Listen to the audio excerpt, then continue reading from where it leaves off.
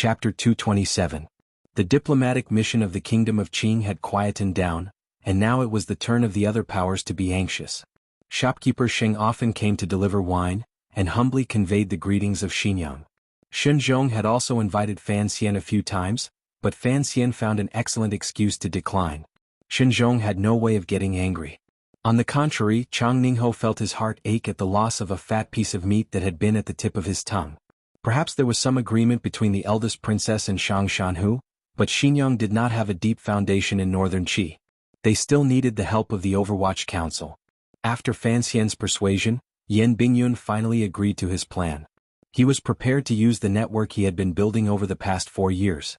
The news from the south seemed to show that the Qing court was as stable as Mount Tai, without a single ripple. However, the Overwatch Council's report mentioned that there had recently been a few strange murders on Shandong Road. Although the murderers had killed ordinary people, their methods were extremely cruel. This was a case of the Ministry of Justice, but it had never been solved, so the 4th Bureau of the Overwatch Council had taken over. Fan Xian did not pay much attention to this murder case, and Yan Bingyun did not pay attention either. After all, the matter in Shangjing was enough of a headache, and the two of them were planning something sinister. Fan Xian's reason for declining all the invitations was very good. For the past 2 days, he had often been chatting with a village girl. Given her status, neither Shenzhong nor Chang Ningho had the guts to steal guests from her. In a quiet alley in Shangjing, a man and a woman were strolling and chatting. Their words floated lightly, disturbing the butterflies that were nesting in the flowers. Nature is heaven and earth, and man is heaven and earth. The so-called unity of heaven and man means that human affairs must follow the natural path of heaven and earth. Only then can the two be harmonious. Harmony is only a facade. What do you think is the unity of heaven and man, and the connection between heaven and man? Oh, I'm not sure about that. I just think that man follows the earth follows the heavens, heaven follows the Tao, and the Tao follows nature. Only then can there be harmony. Or harmony. Harmony is the highest. Master Fan, what you have said today is completely unconventional.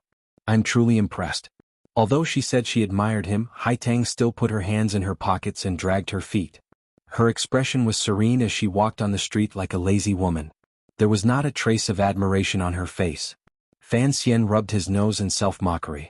Just like that day in the palace, he imitated Haitang's sweeping footwork. Fortunately, this street was relatively quiet. Otherwise, if the two of them were to walk like this, they would probably be laughed to death by bystanders.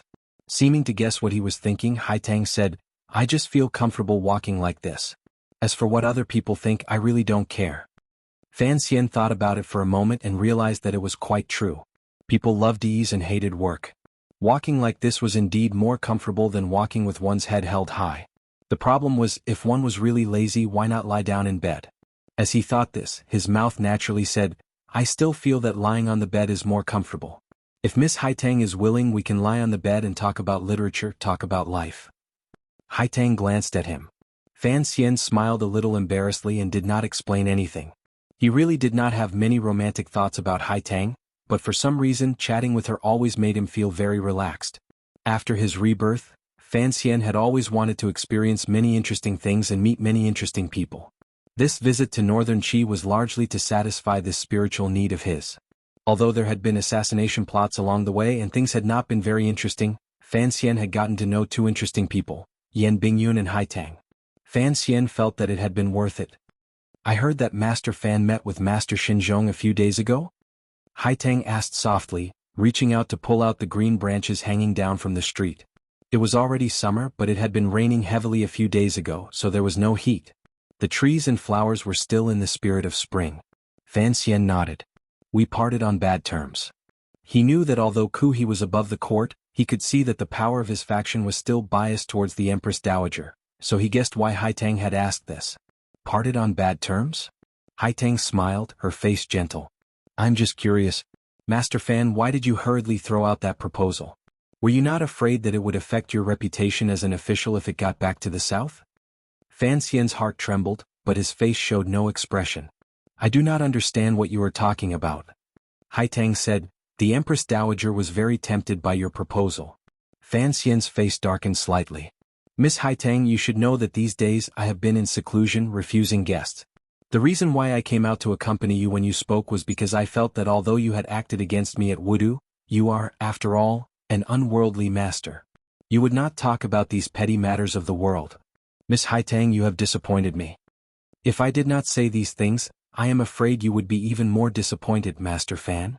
Haitang's mind was clear, and she would not be fooled by Fan Xian's flowery words. The Empress Dowager invites you into the palace. Fan Xian chuckled and cupped his hands in salute. Thank you for your trouble, Miss Haitang. Earlier, Master Fan, you said that sincerity is the way of heaven, and sincerity is the way of man. Haitang's bright jewel-like eyes looked at Fan Xian in a trance. Since you know the way, why not? Isn't it easier to deal with people with sincerity? Fan Xian took a deep breath and slowly circulated the strange, tyrannical Jinqi in his body, resisting the pressure coming from Haitang. He smiled. Dealing with people with sincerity can be divided into big and small. Sincerity to people is a small way and sincerity to the world is a great way. Miss Haitang, if you treat people with sincerity, why don't you tell me what secret Xiao En has that even an unworldly master like your master is tempted? Sincerity to the world. Haitang's lips curled up slightly. My master is sincerity to the world, so I cannot say much. But the secret in Xiao En's heart has kept him alive for 20 years. If that secret were to spread among the common people, I fear that the world would be in chaos for 20 years. Fan Xian was startled. He knew something that no one else knew. Based on what Haitang had said, could it be that there was some danger in the temple? The two of them returned to the path of idle conversation, and it was nothing more than a discussion of philosophy and theology. In any case, Fan Xian had a foundation in the history of Chinese philosophy from his previous life. He randomly picked out a few of Dong Lu and Wang's theories, and Haitang was greatly surprised. But many years later, Haitang slowly reflected on it and began to organize the theories of the great scholar Fan. Only then did she realize that the young man had said nothing. For some reason, in the late spring and early summer of northern Qi's Shangjing, the rain was so plentiful. Before, the warm spring sun had shone brightly, but now a chilly breeze blew, and raindrops fell through the branches above their heads. With a crash, Fan Xian opened the cloth umbrella at his side and held it over Haitang's head. Under normal circumstances, given Fan Xian's status, when he went out in the rain, his subordinates would hold the umbrella. But right now, it was just the two of them, and purely in terms of status, it was only right and proper for him to hold the umbrella for Haitang. The rain gradually soaked the street. Fan Xian looked calmly at the people on the street hiding from the rain, but in reality he was carefully watching Haitang's steps. At this time, the feet of the two of them were covered in water. Fan Xian had long since stopped using the country girl's walk, intending to see how Haitang would walk. Haitang continued to walk. Fan Xian shrugged his shoulders helplessly. Only now did he realize that although Haitang's feet were dragging on the water, there seemed to be some kind of invisible power under her shoes, supporting her whole body. The soles of her shoes were not touching the water at all. This kind of skill, Fan Xian thought, was not at a level he could reach. He couldn't help but laugh at himself. Haitang floats on water. Haitang ignored him and continued to walk. Fan Xian sighed. I don't believe that you can walk comfortably like that. I don't like that man called Yan Bingyun, Haitang suddenly said. I think that Miss Haitang has always lived deep in the mountain palace. You shouldn't have had any contact with the great scholar of the Qin kingdom. Using deceiving women to obtain his own benefits, Haitang is quite shameless. We are officials, not ordinary people, Fan Xian said on Yan Bingyun's behalf. He didn't want Yan Bingyun to be remembered by a 9th-level master for the rest of his life. For the good of the kingdom of Qin, there are some things that we must do. Haitang said, ugliness is ugliness. Don't use being an official as a cover. Fan Xian smiled. Although being emotionless may not necessarily be a true hero, if one's heart is too soft, how can one survive in this chaotic world? Master Fan, do you believe that today's world is chaotic? The minds of the people are confused. Master Fan, do you believe that only chaotic times can produce heroes? I do not seek to establish myself as a hero. I only seek to be a man with a clear conscience. The two of them talked and stopped. They had already reached the outskirts of a small temple. At that moment, the rain had coincidentally stopped. This place was far away on the outskirts of the capital. It was very quiet, without a trace of human presence. A leaf fell on the stone steps in front of the temple. The temple door was slowly pushed open. Fan Xian looked at the woman sitting by the incense table in the temple. After a moment of absent-mindedness, he bowed. Missy, long time no see. The corners of Haitang's lips curled up. Master Fan, you want to be a man. I did not expect that. As I expected, you are a man who has tender, protective feelings for the fairer sex. With a swish, Fan Xian gathered up his wet umbrella and looked at Sea Lily, who had risen to greet him. He smiled. Being emotionless may not necessarily be a true hero. How can a man who has tender feelings for the fairer sex not be a man? Chapter 228. A heartless man is not necessarily a true hero. How can a compassionate son not be a true man? Haitang repeated slowly. Her face returned to her usual smile, and she led Fan Xian through the wooden door of the little temple. Master Fan. Sea Lily curtsied. Fan Xian, with a warm and distant smile, cupped his hands in greeting. When did you enter Shangjing, Miss C? Thanks to your good fortune, I entered the capital 3 days ago. I had a safe journey. Thank you for your concern. Sea Lily slowly lowered her eyelids. She was still wearing the light green robe she had worn during the journey. The weather was hot and she was not afraid of catching a cold. Fan Xian quietly said a few more words to her. Haitang watched calmly from the side, but there was a glimmer of a smile in her eyes. How could the unfamiliar expressions on their faces escape her eyes? Fan Xian felt a little strange. Why had Haitang brought him to the temple where Sea Lily was staying? And where were the palace nannies who had always served Sea Lily? Did Haitang not know that as a foreign official, he should maintain a distance of 3,000 miles from the woman the Emperor of Northern Qi wanted? This is where I live. Haitang explained the confusion in Fan Xian's heart.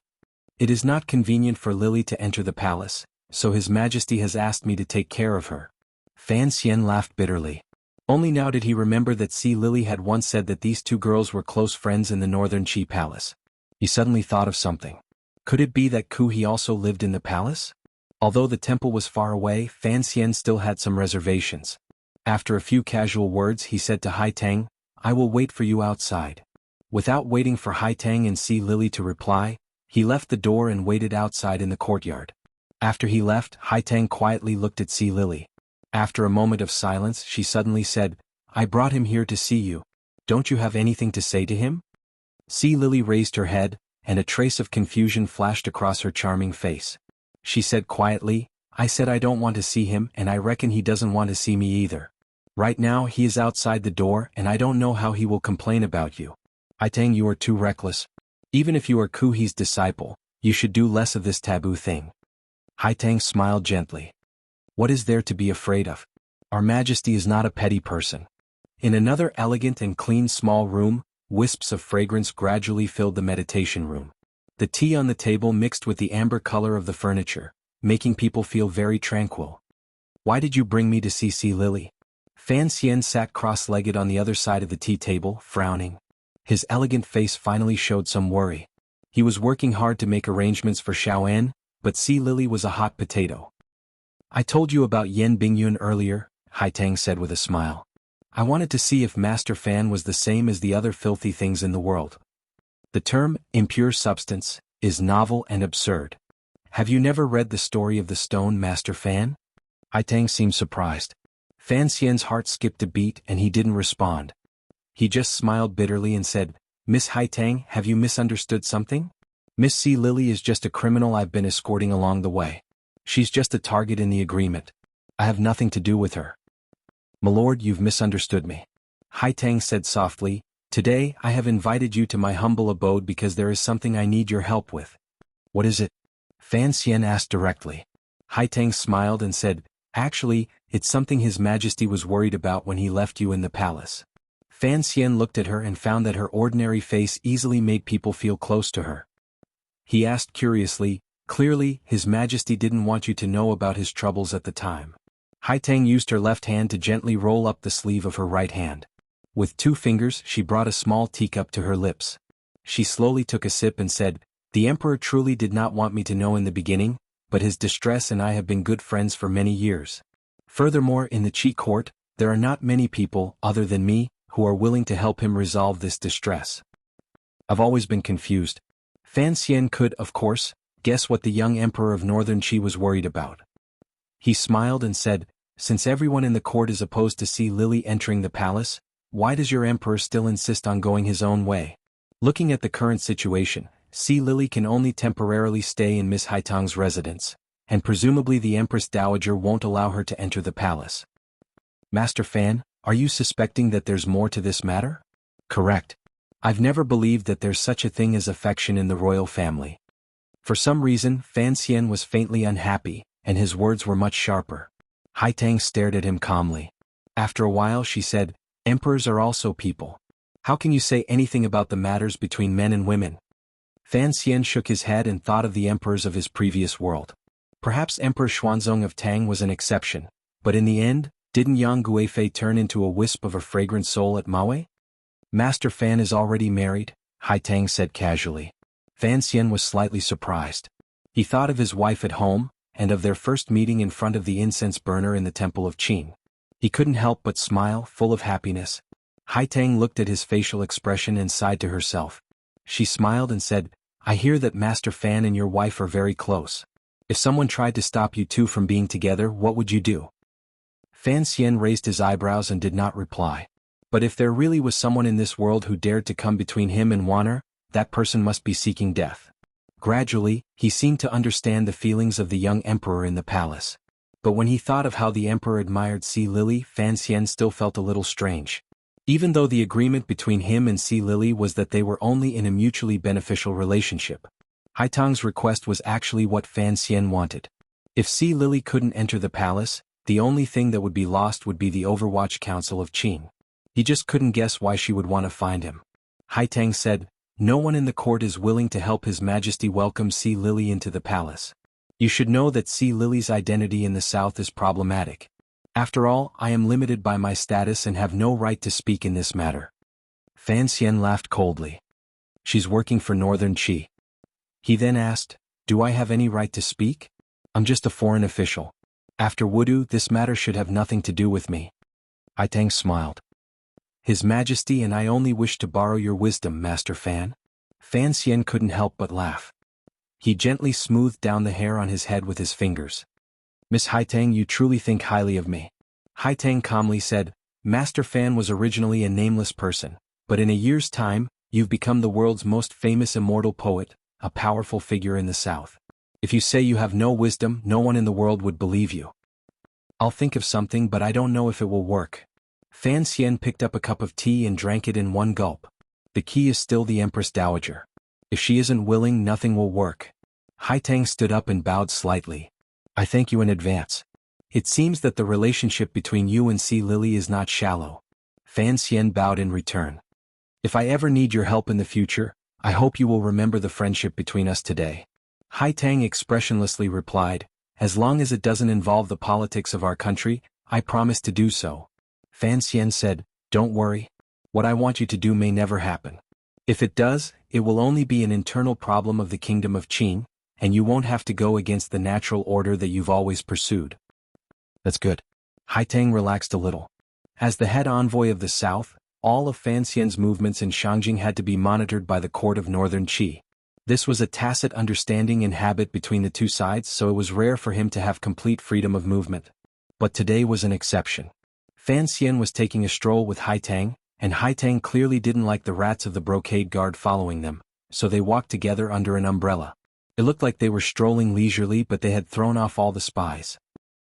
He believed that the brocade guard wouldn't have the courage to follow them even after Haitang had clearly expressed her hostility. After leaving the wondrous little temple where the two girls lived, Fan Xian stretched. He didn't see any familiar brocade guard around the corner. A happy smile appeared on his face, and he walked into an alleyway at the corner of the street. There was no clear sky after the rain. Only a cool breeze blew the dew that fell from the branches, brushing past his cheeks.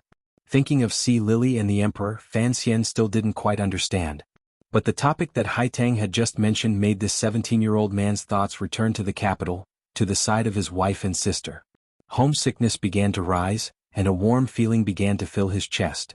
Occasionally, pedestrians passed by the alley. Some laborers were pushing handcarts, taking shortcuts to get to the shops where they worked. Fan Xian's face wore a gentle smile as beautiful as the sun, and he slowly walked toward the alley. A handcart came from behind him, and as it brushed past him, Fan Xian flicked his wrist, and the black dagger he had been holding in his palm stabbed horizontally. With a muffled squelch, the dagger pierced the throat of a spy dressed as a laborer. The cold blade entered the flesh, and the man fell to the ground. In the next moment, Fan Xian was already stepping on the overturned handcart. His whole body floated to the end of the alley like a shadow. His fingers held a poisonous needle, and he stabbed it into a major acupoint in the chest of a man. His left hand strangely shot out from under his right armpit, and 3 crossbow bolts shot out at the same time, nailing a stunned man to death. With a backhand slap, he shattered the neck of the paralyzed man. Fan Xian took off his clothes, turned over, and used the rain hat to cover his face and his sunny smile. He pulled the crossbow bolts from the dead man's body and walked out of the alley. Chapter 229. After leaving the small temple, Fan Xian had been followed by 3 people. He didn't know if they were spies from the brocade guard or people from the palace, but no matter which side they were from, Fan Xian would not allow anyone to follow him today. After pulling out these 3 spies, Fan Xian confirmed that no one was following him, and then he began his next step. After leaving the alley, he did not take a carriage because any opportunity to come into contact with people could leave behind clues that Northern Qi could find. On the wet street, the number of people gradually increased. Using the crowd as cover, Fan Xian lowered his head and walked silently among the people of a foreign country. According to the Overwatch Council's anti-tailing rules, he should be looking for a cloth shop and then go through a back door. After a few more turns, he would be able to reach his destination. But Fan Xian did not use this method. First, he was confident that no one was following him. Second, he thought that if he made too many turns and came into contact with too many people, it would be easier for him to be discovered. Along the way, he carefully snuck into an official's manor. Coincidentally, it began to rain again in Shangjing. The rain was silent, but it was tangible, and it effectively hid his tracks. Near the musical house in the south of Shangjing, there was a residential area for commoners called Zhangjiadian. This place was a mix of good people and bad people, but it had been relatively safe these past few years. In addition, living expenses were cheap, so it gradually became lively. The small peddlers who did not have much capital began to muster up their courage and save up extra money. They bought a few shops on this street and began to do business. This place was not like Xiushui Street, where daily necessities were sold. The prices were cheap and the quality was not very good. The third shop from the east was such an ordinary place. The shop sold oil. The oil was palm oil from Dongyi. Although it was cheap and tasted good, the color was not very good.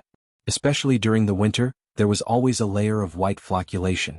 So, generally, wealthy families with a bit of money would rather use rapeseed oil from the east of Qi. Fortunately, there were always many people who did not have spare money, so this oil shop that did not even have a signboard could still survive. However, they did not dare to hire too many people. Other than an old shopkeeper, they only hired a helper and a waiter.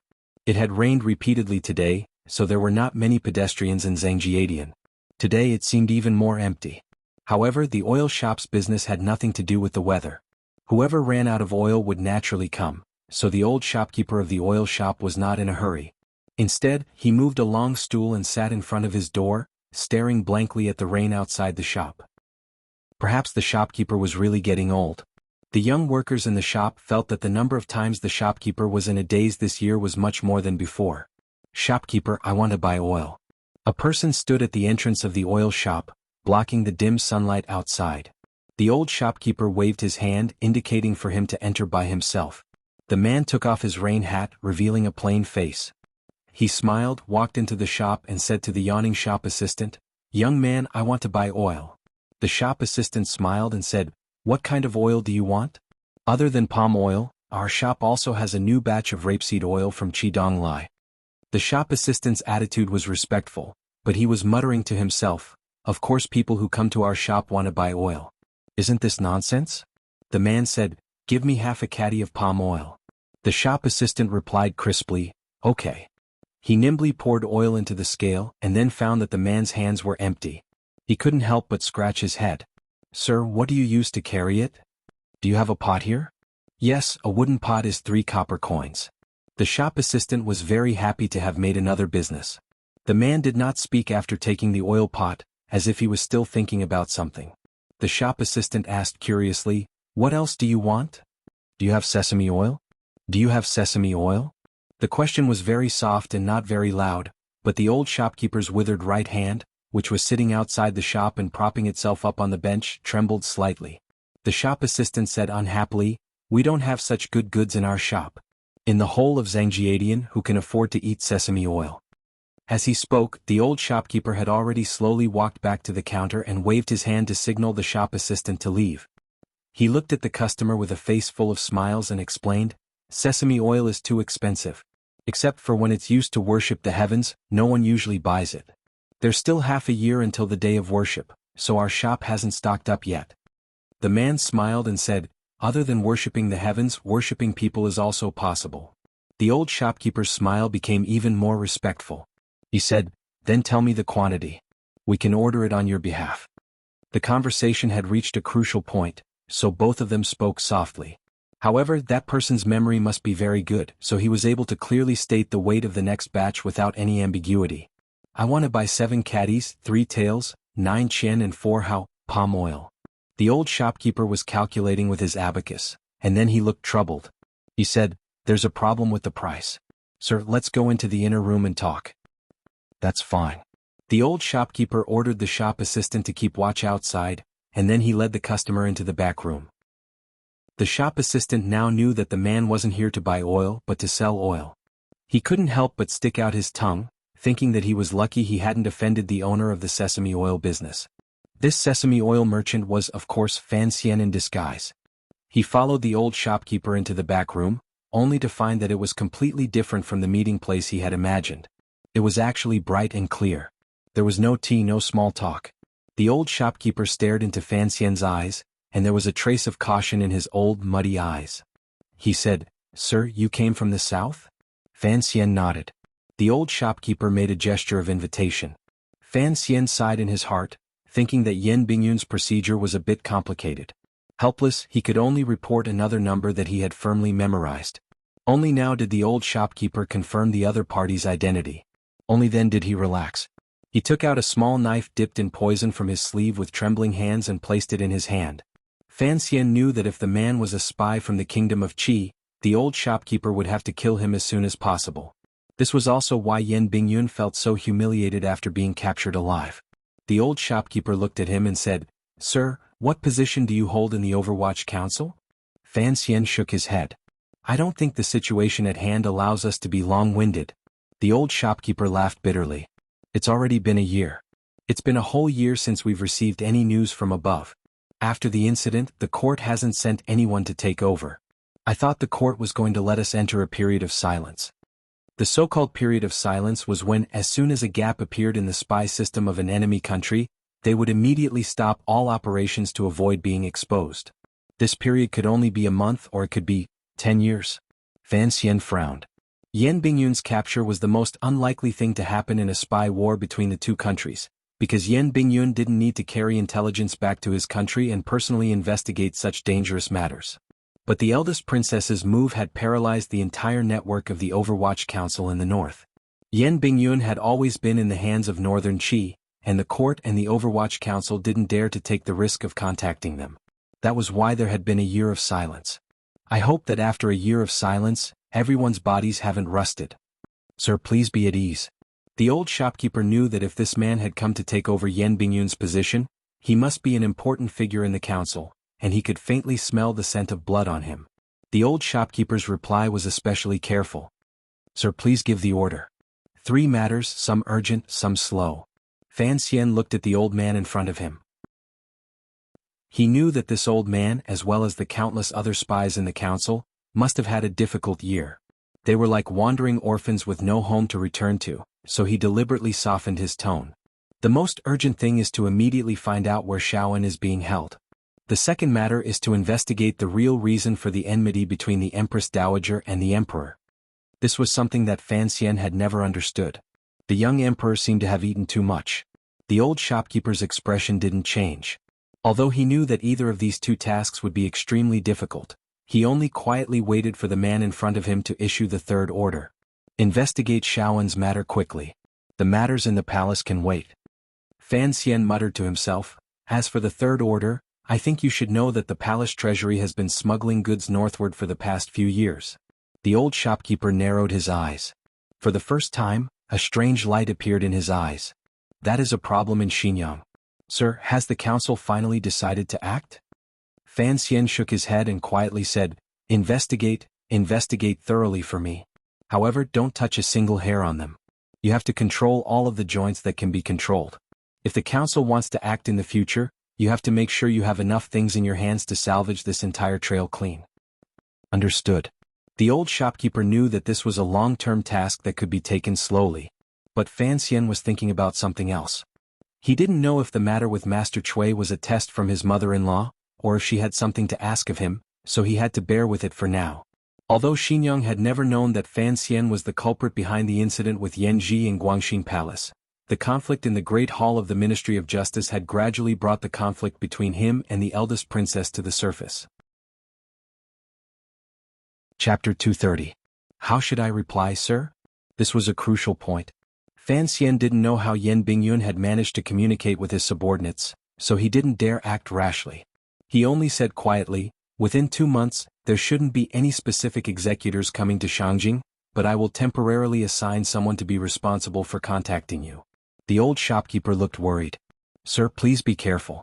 Although the brocade guard of Northern Qi couldn't compare to the Red Cavalry of Northern Wei in the past 20 years since Shaoan was captured, I still have to consider the children under me." Fan Xian nodded. This was why the Overwatch Council hadn't dared to take the risk of contacting these orphans, even after a year. He said quietly, "Don't worry. The person I'm looking for is the one least likely to be followed in the council." Without question he was talking about Wang Qinian, the one who had spent his entire life following others, but had never been followed by anyone. He couldn't stay in this place for long. After saying a few more words, Fan Xian got up and prepared to leave. Before he left, he suddenly said, "Change the secret signal." "Yes, sir." The old shopkeeper bowed slightly. 131452777777.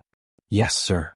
The old shopkeeper repeated the seemingly random number without a single mistake. Fan Xian nodded, somewhat satisfied. He returned to the front hall and saluted the old shopkeeper like a merchant, not forgetting to carry the 2 pots of tung oil in his hands. Seeing the merchant leave, the young shopkeeper joked, "Boss, you're ready to bring in the oil so early?" The old shopkeeper looked at the only shopkeeper in the shop and smiled. "Yes, there's a big deal coming." The shopkeeper thought to himself, could his shabby oil shop be like those oil merchants in Dongi and do a few big deals? A few hundred caddies of business was a big deal.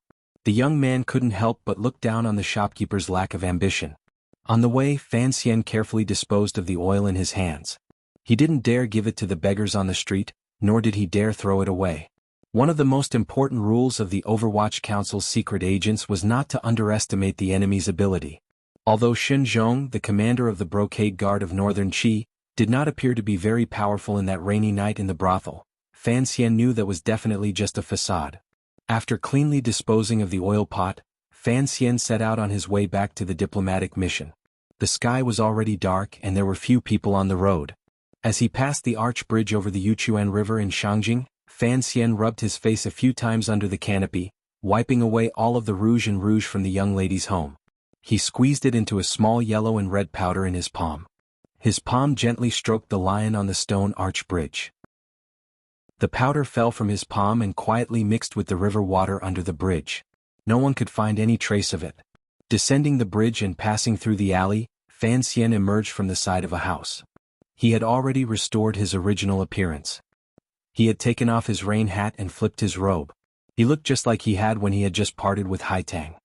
His face was delicate and his expression elegant. He swaggered back to the diplomatic mission. The brocade guard, who had been drinking tea for many days, looked at him strangely. Fan Xian knew that the news of the 3 spies' deaths must have reached Qin Zhong's ears. But the brocade guard could only swallow this loss. As for when they would be able to retaliate, that was not within Fan Xian's scope of consideration. In the most secluded courtyard of the courtyard, under the long eaves, Yan Bingyun was lying on a low couch. The couch was piled with soft brocade blankets. Although Fan Xian had treated his wounds, the torment he had suffered over the past year could not be healed in a short period of time. His body was injured all over and could not withstand strong contact. So Fan Xian thought of a way to bury him in a pile of cotton. Fortunately, the weather had not been too hot. Although he knew that this indifferent northern spy chief was now physically and mentally exhausted and needed time to rest, Fan Xian still felt a bit ashamed to disturb him. Because in these last few days in northern Qi, he had to rely on Yan Bingyun's methods. After a brief explanation of the day's situation, Yan Bingyun looked at Fan Xian gloomily and said quietly, "I hope you did not leave behind any traces. Otherwise, If all my subordinates were to be uprooted, even if you are the commissioner of the council, I will definitely report you. Fan Xian shook his head. I know you have more power than just this line of communication. Although one-way communication is safe, the efficiency is too low. You must think of a way to move the other areas as well. But I don't think I have the time to deal with them. I'm going to hand them over to Wang Qinian. What do you think of this proposal? A strange look flashed in Yan Bingyun's eyes. This was the youngest high-ranking official of the council. These days his performance could only be described as average. His greatest strength was that he was good at listening to Yan Bingyun's opinions. But today he had exposed the Northern Network with a single sentence. It seemed that he had some ability. I am not worried about Wang Qinian, he thought for a moment. Master Wang is one of the earliest people to be hidden in the north. Fan Xian was slightly surprised. He had not expected Wang Qinian to have done such a thing. He heard Yan Bingyun say, according to your plan, we will cooperate with Shang Shanhu to dig out Shaoan's whereabouts. But I do not want the people of the council to get too involved. Fan Xian agreed to his request. He knew that Yan Bingyun did not want the people hidden in the north to sacrifice too many lives for the sake of the internal strife of the court. Don't worry. I know what I am doing. Yan Bingyun frowned. Shang Shanhu is a lion. Unfortunately, in the deep waters of Shangjing, he could not find a place to borrow his strength. That is why he sought the help of the eldest princess. As officials, it is only natural that you and I act according to the will of the eldest princess. However, you must know your limits. I believe that the day Shang Shanhu makes his move to save Shaoan will be the day the Empress Dowager and Xinzhong purge the army. Fan Xian knew that this cold-faced official of the Overwatch Council had guessed what he wanted to do, so he didn't say anything more. He only said quietly, this is exactly what I want to see. I will not underestimate Xinzhong's ability to monitor Shangjing. Let them fight it out. In any case, it will not harm the kingdom of Qing. Leaving the rear courtyard, Fan Xian found Wang Qinian and gave him the task. Wang Qinian remembered the string of numbers clearly. He knew that in the following days he would have to shoulder this dangerous and important task. He was not the old shopkeeper of the oil shop. He was Fan Xian's most trusted aide, and so he gathered his courage and asked, 131452777777. Master, this string of numbers seems to represent something. All my life I love money, money, money. Fan Xian laughed. In the dialect of Danzhou, the pronunciation of money and 7 was very similar. The old shopkeeper of the oil shop had been doing well these past few days. He had sold a few barrels of oil, and a piece of information hidden in the dark began to circulate through the northern department of the 4th Bureau of the Overwatch Council, which had been silent for a year. It did not take long for the spies who had disguised themselves as the various commoners of northern Qi to receive their first task after a year. The information began to be fed back through various channels. It was summarized at several points on the line, and finally delivered to the oil shop in Zhangjiadian. At the same time, the Qing diplomatic mission held a few banquets, and their drinking capacity had increased considerably. Naturally, shopkeeper Sheng of Xiushui Street could not help but make a few trips to the diplomatic mission's courtyard, and flatter Fan Xian a few times. He believed that from Fan Xian, he had obtained the information that Xinjiang and Shang Shanhu had always wanted. The person who handled a lot of information and analyzed it, and finally came to a relatively accurate conclusion was Yan Bingyun. Over the past few days, the sound of his coughing could often be heard coming from the rear courtyard. Fan Xian did not have much to do. After all, he was the head of the diplomatic mission. Drinking and greeting were the proper things to do. On this day he entered the palace accompanied by Haitang. A few days ago, Haitang had told him that the Empress Dowager had invited him to the palace to discuss important matters. Drinking for Fan Xian had always been a happy thing, and drinking with the Empress Dowager of an enemy country was not a depressing matter. But when Fan Xian returned to the diplomatic mission, all of his officials and subordinates knew that he was in a bad mood, but no one knew why. Inside the room, Fan Xian looked coldly at Lin Jing. In this diplomatic mission, am I the head envoy or is it you, Sir Lin? Lin Jing was uneasy. Why do you say that, Sir Fan? He asked nervously. Naturally, the diplomatic mission will follow your lead. Good. Fan Xian laughed. Then tell me, Sir Lin. Why did the Empress Dowager say that the princess of Northern Qi was going to be married to the great prince of our dynasty? What a big deal. Why was it that I did not know about this even after I left? You had already made all the arrangements for the princess marriage at the office of the Grand Herald and Taichung Temple. Only now did I know that I had to send off the bride on my way back. Lin Jing let out a sigh of relief. So that was what had happened. He laughed. Sir, he replied, please do not blame me and Sir Linwen. The diplomatic mission only passed on the Empress Dowager's handwritten letter to the Empress Dowager of Northern Qi. How could we, the officials, have known that it was two women who had decided on the marriage of their own children in the letter? When word of this came out of the palace, what could we say? We were supposed to inform you of this, sir, but you have been away from the diplomatic mission for a few days, so we were delayed. Lin Jing rolled his eyes. He knew that this young man was a little angry. He smiled and handed over a letter. The official letter will arrive soon. This is a secret letter from the court, expressing the attitude of His Majesty and the Empress Dowager.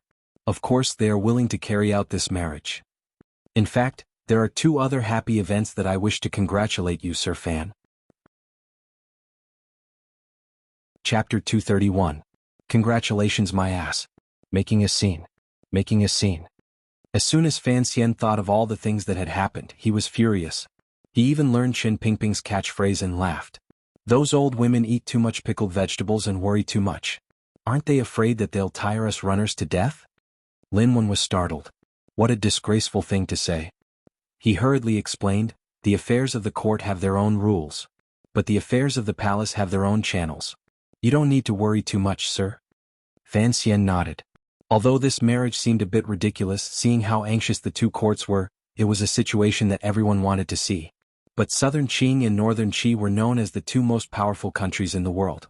If these two countries were to unite by marriage, the emperors of the small countries hiding far away would probably not be happy.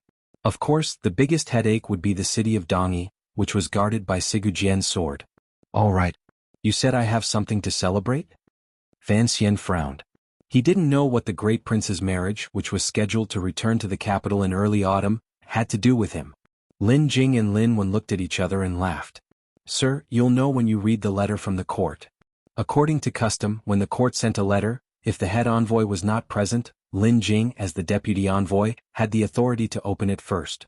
Go ahead. Fan Xian rubbed the space between his brows. He didn't know where this feeling came from, but it was getting stronger and stronger. Yes.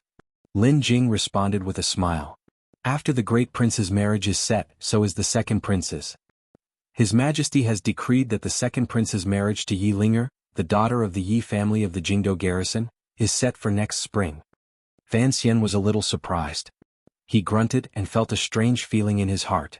The girl who had called him teacher by the lake was also going to be married?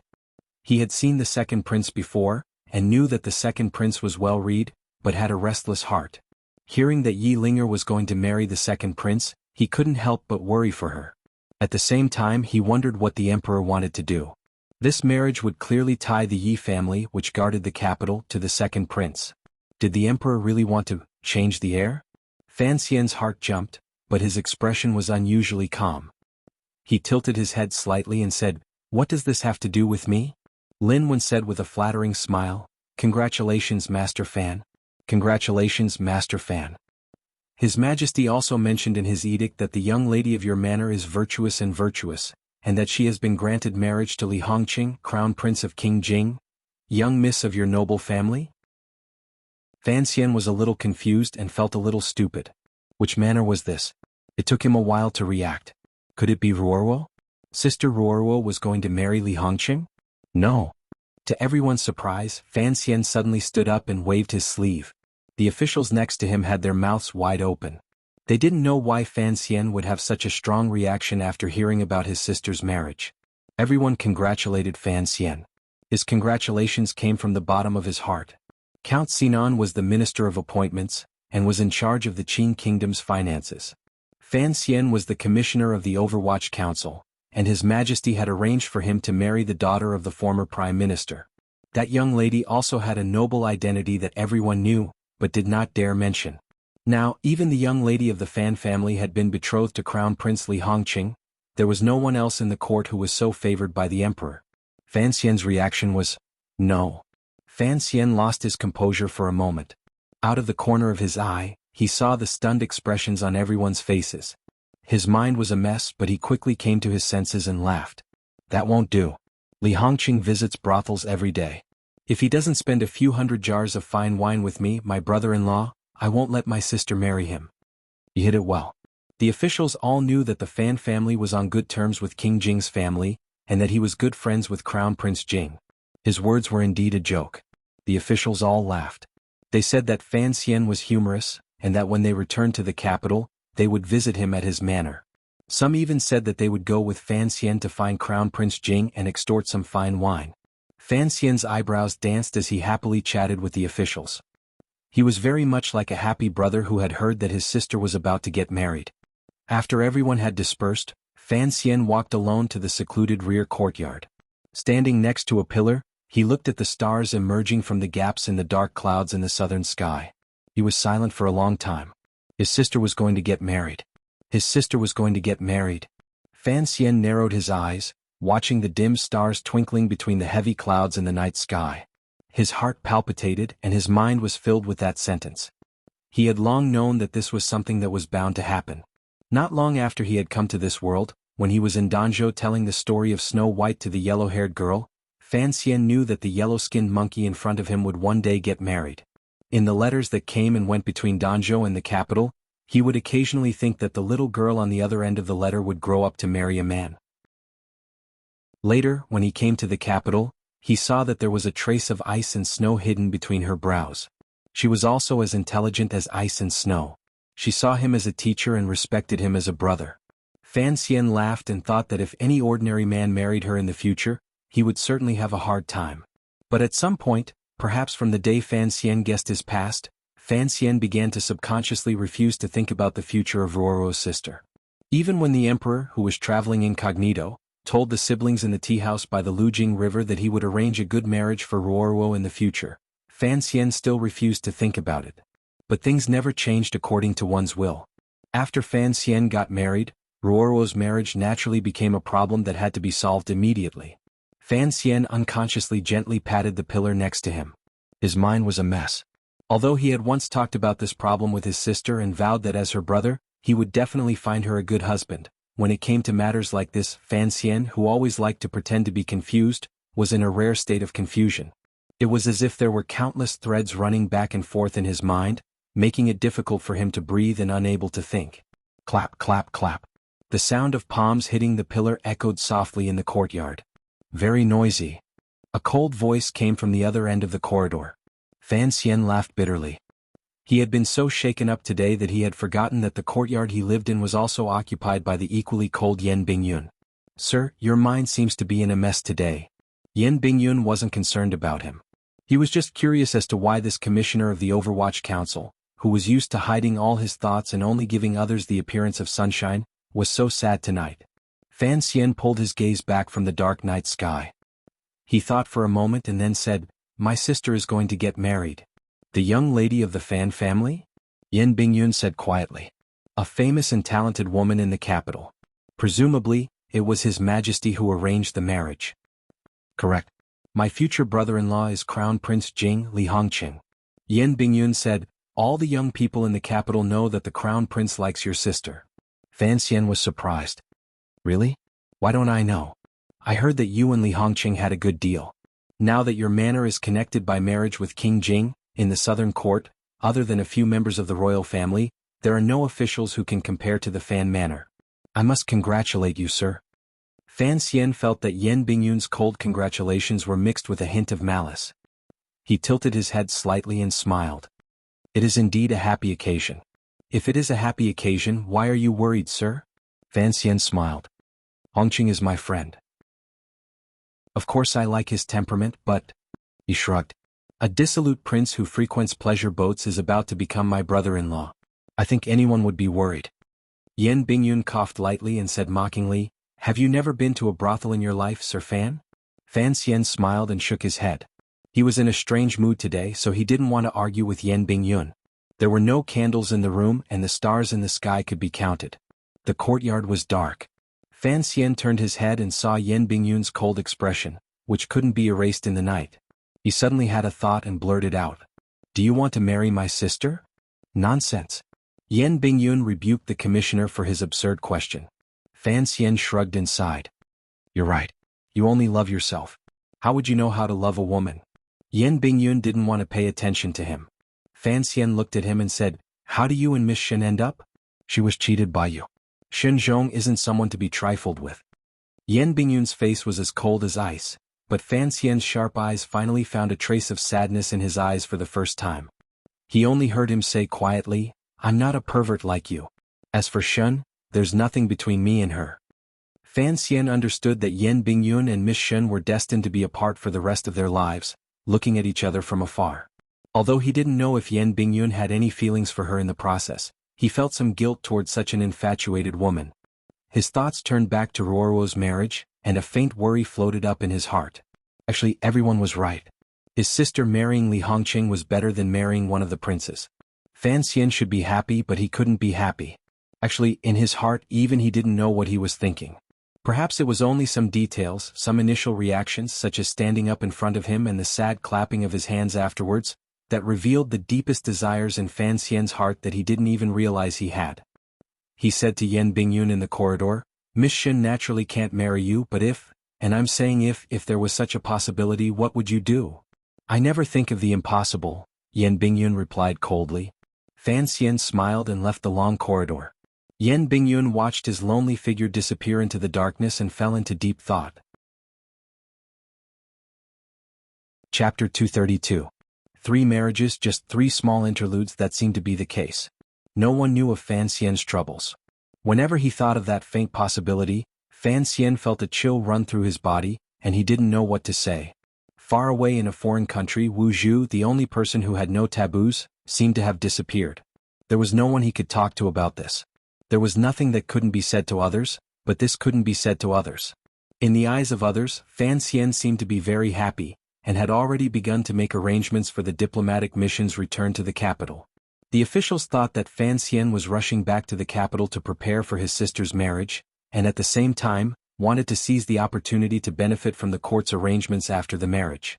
No one knew that under Fan Xian's calm, even joyful appearance, he had long since shaken off the shock of the time, and had begun to act according to the plan he had devised long ago, step by step. Yan Bingyun's words helped Fan Xian to a certain extent.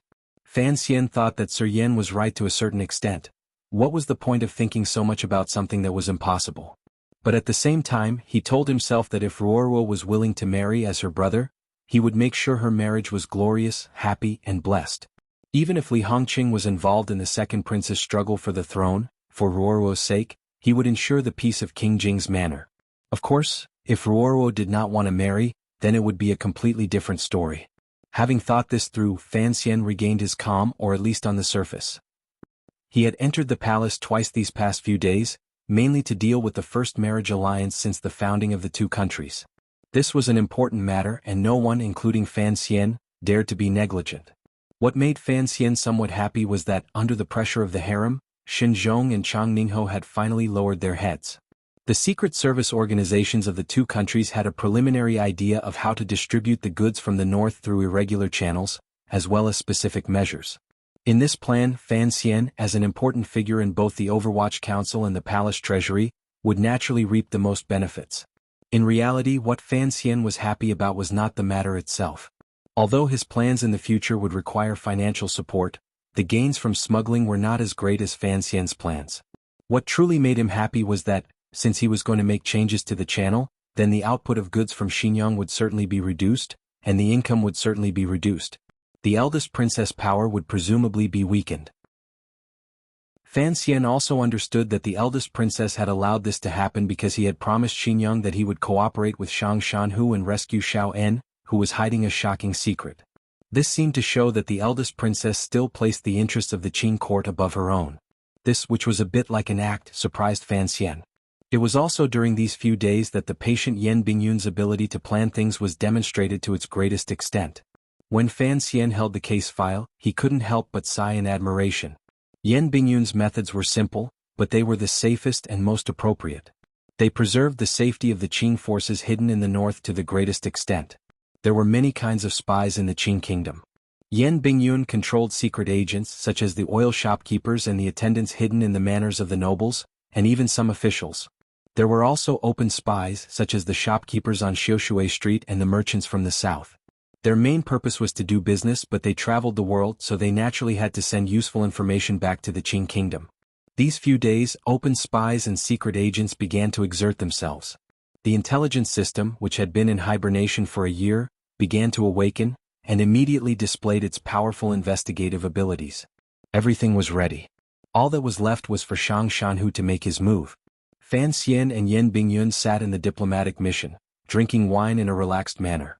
Fan Xian looked at the extremely cold Yan Bingyun and said, "Sir Yan, you are my subordinate after all. Can you not give me that look every day?" "I am not a flattering subordinate," Yan Bingyun replied coldly. Fan Xian smiled. He knew that this man in front of him, who had been hiding in northern Qi for 4 years, had many different faces. Back then, who could have guessed that the great scholar Yun, the son of a sea merchant who wandered among the nobles, was actually the head spy of the Qing kingdom? Such a person had to be very good at socializing and very good at using money and power. Yan Bingyun was treating Fan Xian coldly because he was his superior, and not because he was the target he wanted to deal with. Northern Qi really is stupid. Fan Xian took a sip of tea. "I can't believe they let you out so early and let you stay in the diplomatic mission for so many days. If it were me, I wouldn't trade you for 10 divisions. This was an illusion from Fan Xian's previous life. Yan Bingyun didn't feel anything when he heard it, nor was he moved in the slightest. Perhaps they thought the royal court was stupid enough to trade Xiao En for me. Thinking of this, Yan Bingyun still felt a little depressed. But Northern Qi didn't have much use for Xiao En, and they still had to think of a way to kill him. That was stupid to the extreme. Fan Xian sighed and said, "Someone once said that a country is like a person. It can never be a perfectly functioning machine. Often, it changes according to the mood of the ruler. The royal family of Northern Qi was divided, but Ku He's light was too bright, so they imprisoned Xiao En again. If Shang Shanhu wasn't Xiao En's adopted son, I don't think anyone would dare to challenge the royal family's decision." "What about you?" Yan Bingyun frowned. "On the way north you clearly had the opportunity to kill Xiao En, but you let him go.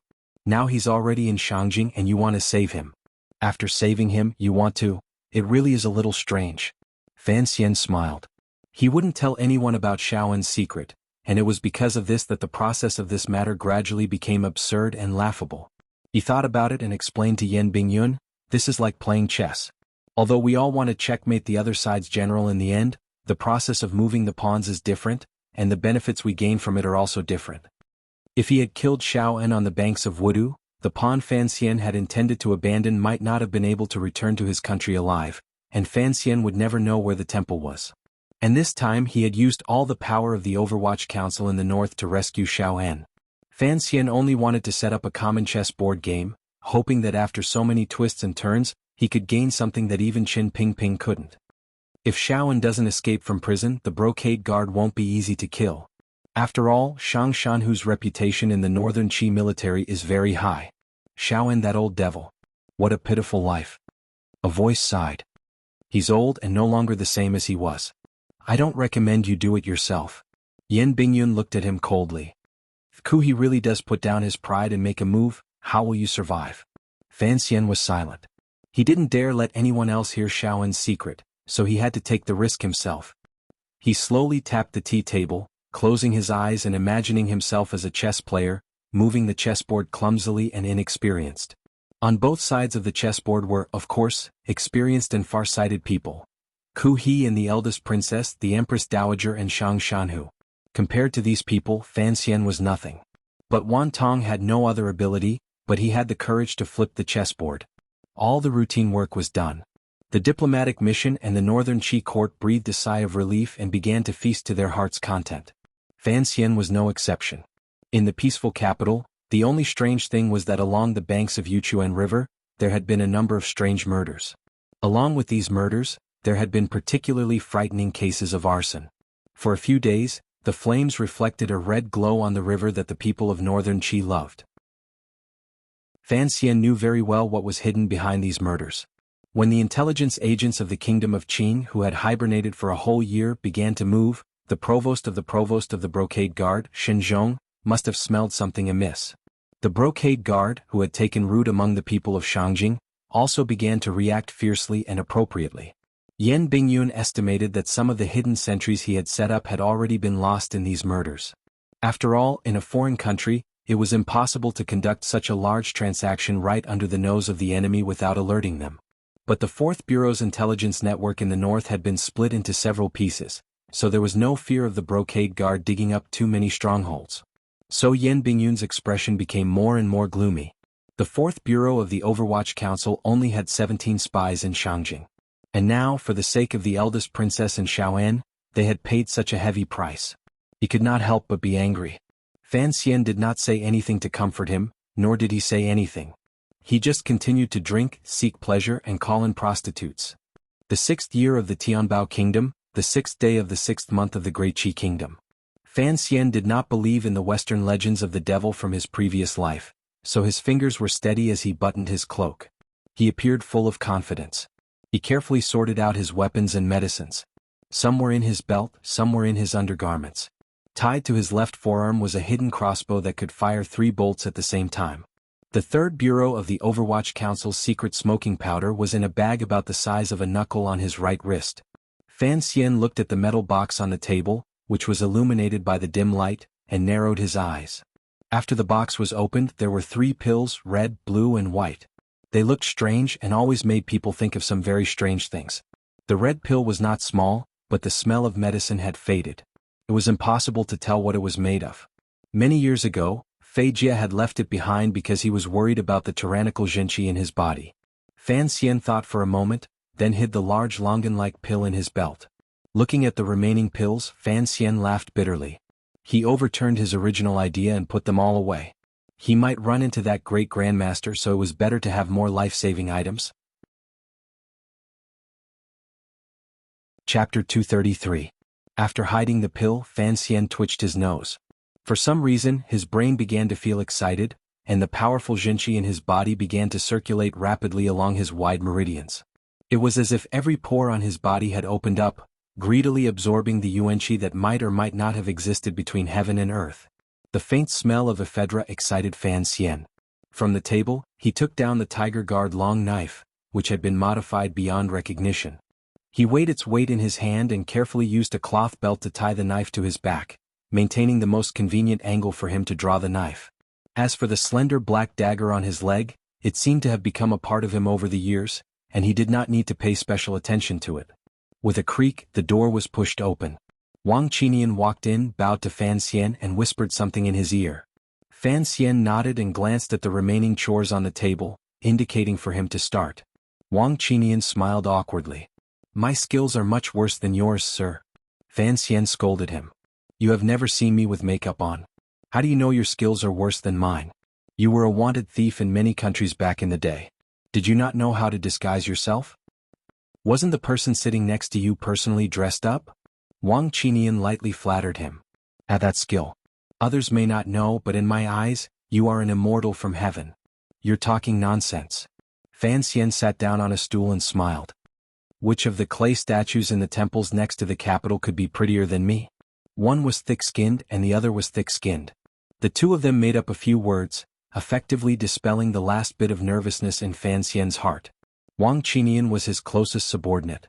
Apart from following him outside Sangzhou and being responsible for intelligence, he had not played an important role. Fortunately, he had the skill to play the supporting role, which made things easier for Fan Xian. Wang Qinian picked up the knife and scraped at Fan Xian's eyebrows. He then took a handful of wet ash from the table and began to apply it to Fan Xian's face. He felt that the stickiness and color were still somewhat different from the commissioner's facial skin. He couldn't help but frown. "Stick flour is still better." Fan Xian sighed and said, "Where can I find them? I did sneak into an official's house to get some makeup powder and rouge, and the effect was pretty good." In a large mansion in the south of the city, torches were held high in the extremely spacious courtyard. A dozen or so black-clothed men covered from head to toe were silently waiting. On the other side of the courtyard, a middle-aged man was sitting on an armchair with his eyes closed, deep in thought. His right hand was gently stroking the glossy black armrest of the armchair. His feet seemed casual, but in reality, they were as solemn as a mountain as he stepped on the bluestone bricks.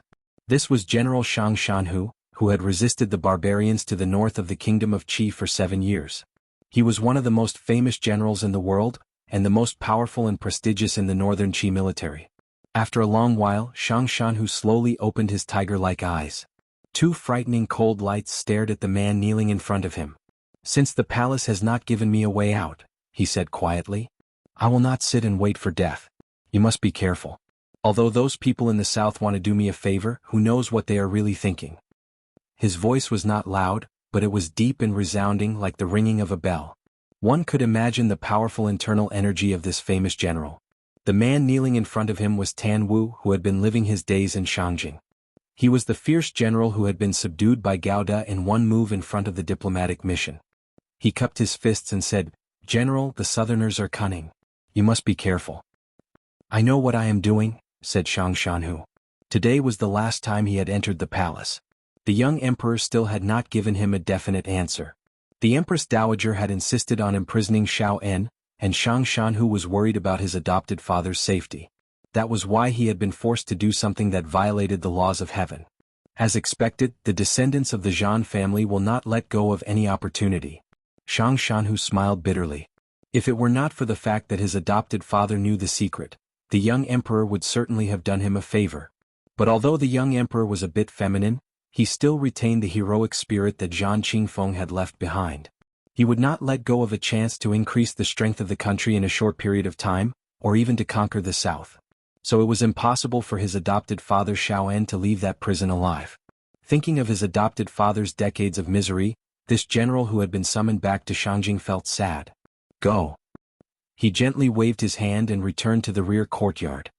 His wife was in a hurry to prepare a gift for the Empress Dowager's birthday in a few days. "Yes." Tan Wu half knelt on the ground and left. In a residential area outside the Chongwu Gate of Shangjing, there was an inconspicuous little yard. Narrow alleys crisscrossed this residential area. Even an old Shangjing resident would be in danger of getting lost. A few dozen feet away from the courtyard, there were some trees that were commonly seen in the north. The trees were as straight as swords, and their white bark was very obvious in the dark.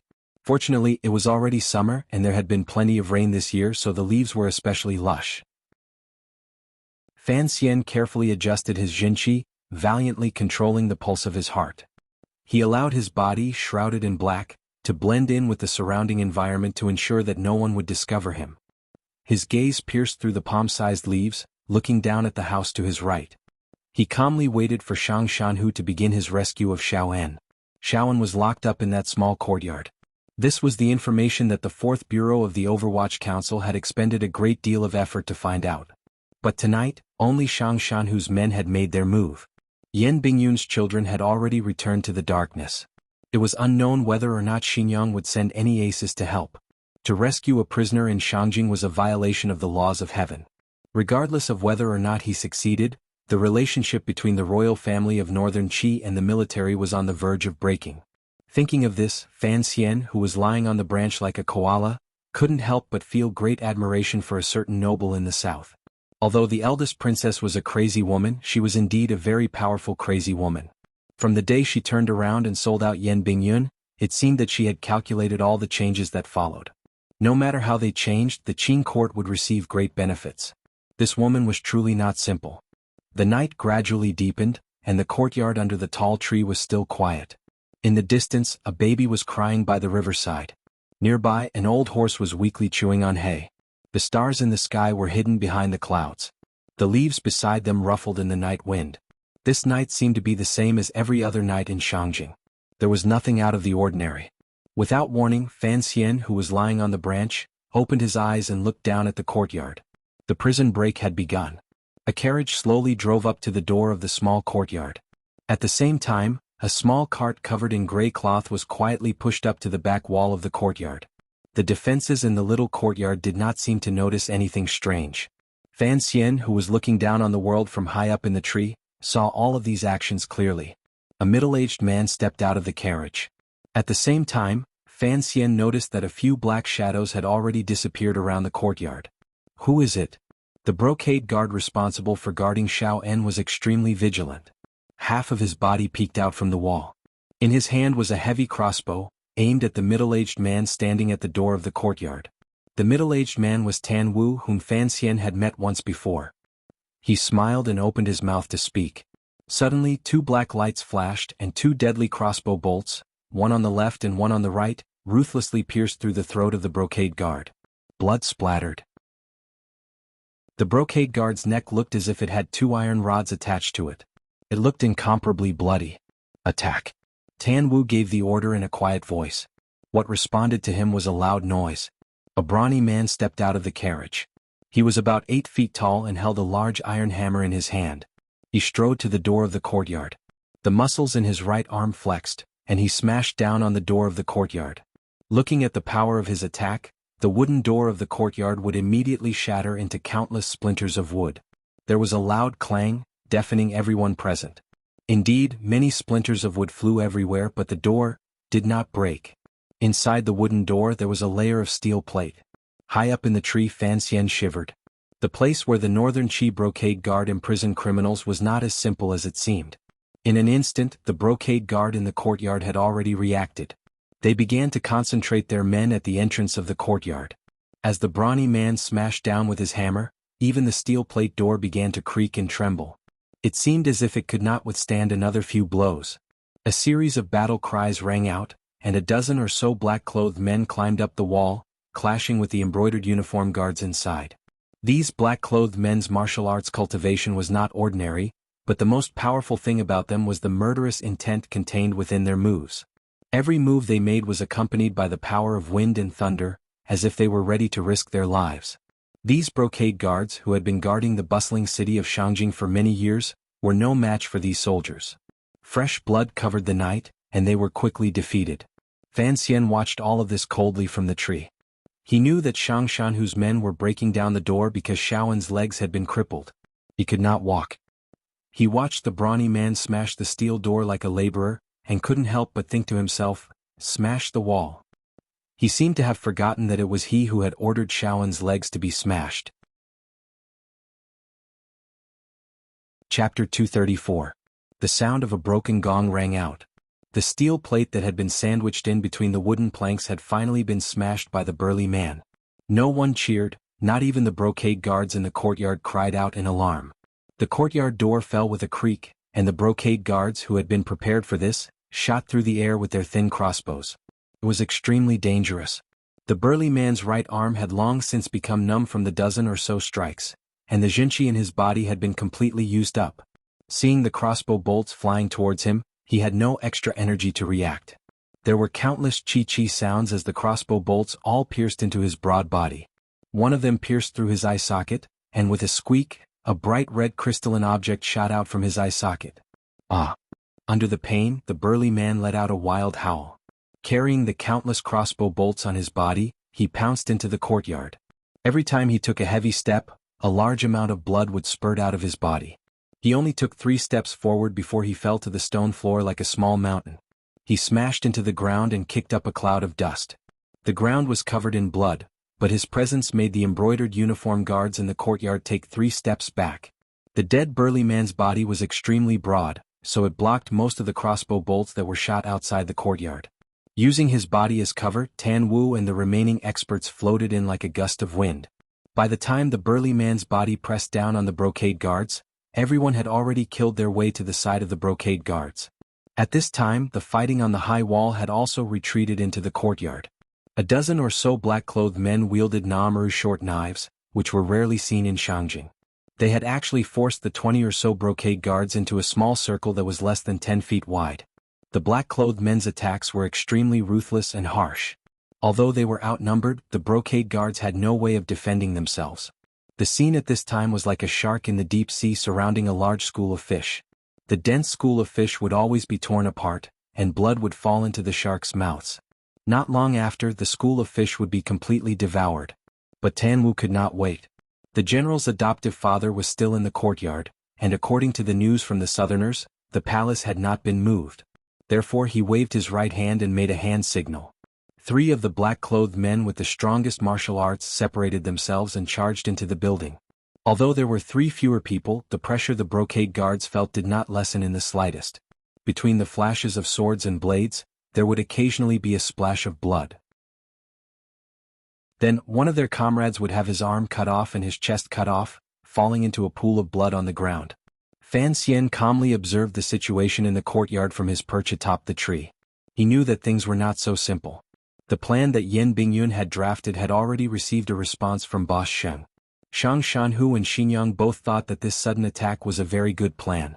In that case, Yan Bingyun must know what the brocade guard's backup plan was. Tan Wu also knew that things weren't that simple. It was a scream of pain after being injured, but it was also a warning. The 3 black-robed elites who had charged into the building earlier were sent flying out of the building. Blood gushed out of their mouths as they flew through the air. It was obvious just how powerful the elites from the embroidered uniform guards who had been lying in ambush in the building were. Tan Wu's expression did not change. The tips of his feet pushed off the bluestone floor, and his entire body leaped into the air. In an extremely short amount of time, he exchanged 3 blows with the man who had charged out of the building. 3 crisp sounds rang out. "Deputy Commander Xiao, I did not expect you to personally be here watching the defense." Tan Wu looked coldly at the black-clothed man in front of him. He was one of the few aces in the Brocade Guard, Deputy Commander of the Discipline Commission, Xiao Yuanbing. This man's eyes were deep and bright. He looked coldly at Tan Wu and said, "The Empress Dowager knows that you rebels and traitors will come to make trouble. I will personally stand guard here and see who can rescue this prisoner." This Deputy Commander Xiao spoke with great confidence. Tan Wu covered his mouth and coughed twice, spitting out a few drops of blood.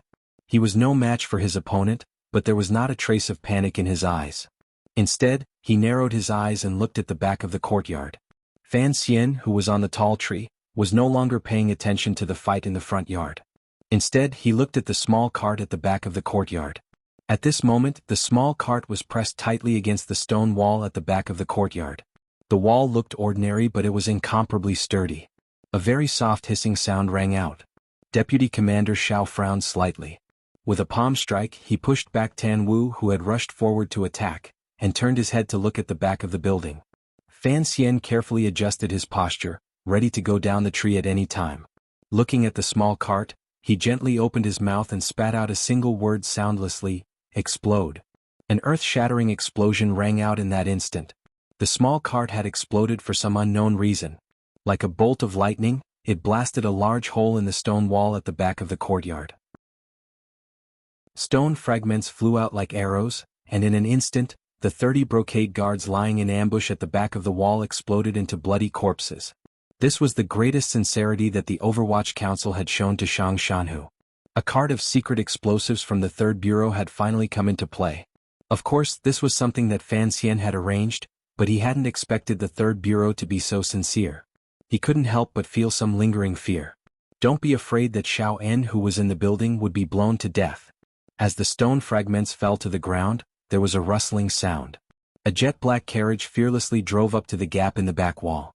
A few people rushed into the courtyard, braving the falling stones and dust that covered the street. Not long after, these people ran out of the gap, carrying a person who couldn't move easily. They got on the carriage and rushed to the mouth of the alley in the distance. From afar, the person on the back could be seen. His hair was white and unkempt. It was Xiao En. But strangely, Fan Xian slightly narrowed his eyes, but didn't go down the tree to follow. At the back wall, the valiant carriage disappeared into the night, leaving behind only the clattering of hooves and the sound of the wheels rolling over the stone road, echoing in the silence of Shangjing. Deputy Commander Xiao was held up by Tan Wu's fearless tactics, and had no time to pay attention to the shocking changes at the back wall. Today, Shang Shanhu's faction had stormed the front gate, but they had secretly ambushed the rear wall. The entire defensive strength of the small courtyard had been drawn to the front yard. Deputy Commander Xiao had carefully placed 30 brocade guard machete men in ambush at the rear wall. But no one expected that after that loud bang, the expected sounds of fighting did not ring out as they had expected. Thinking of that loud noise, Deputy Commander Xiao couldn't help but feel his heart palpitate. That kind of noise shouldn't be human. Could it be the wrath of the gods? Thinking of this, his hands gradually slowed down. Taking advantage of this opportunity, Tan Wu roared and rushed forward with his fist. His whole body was forced to retreat.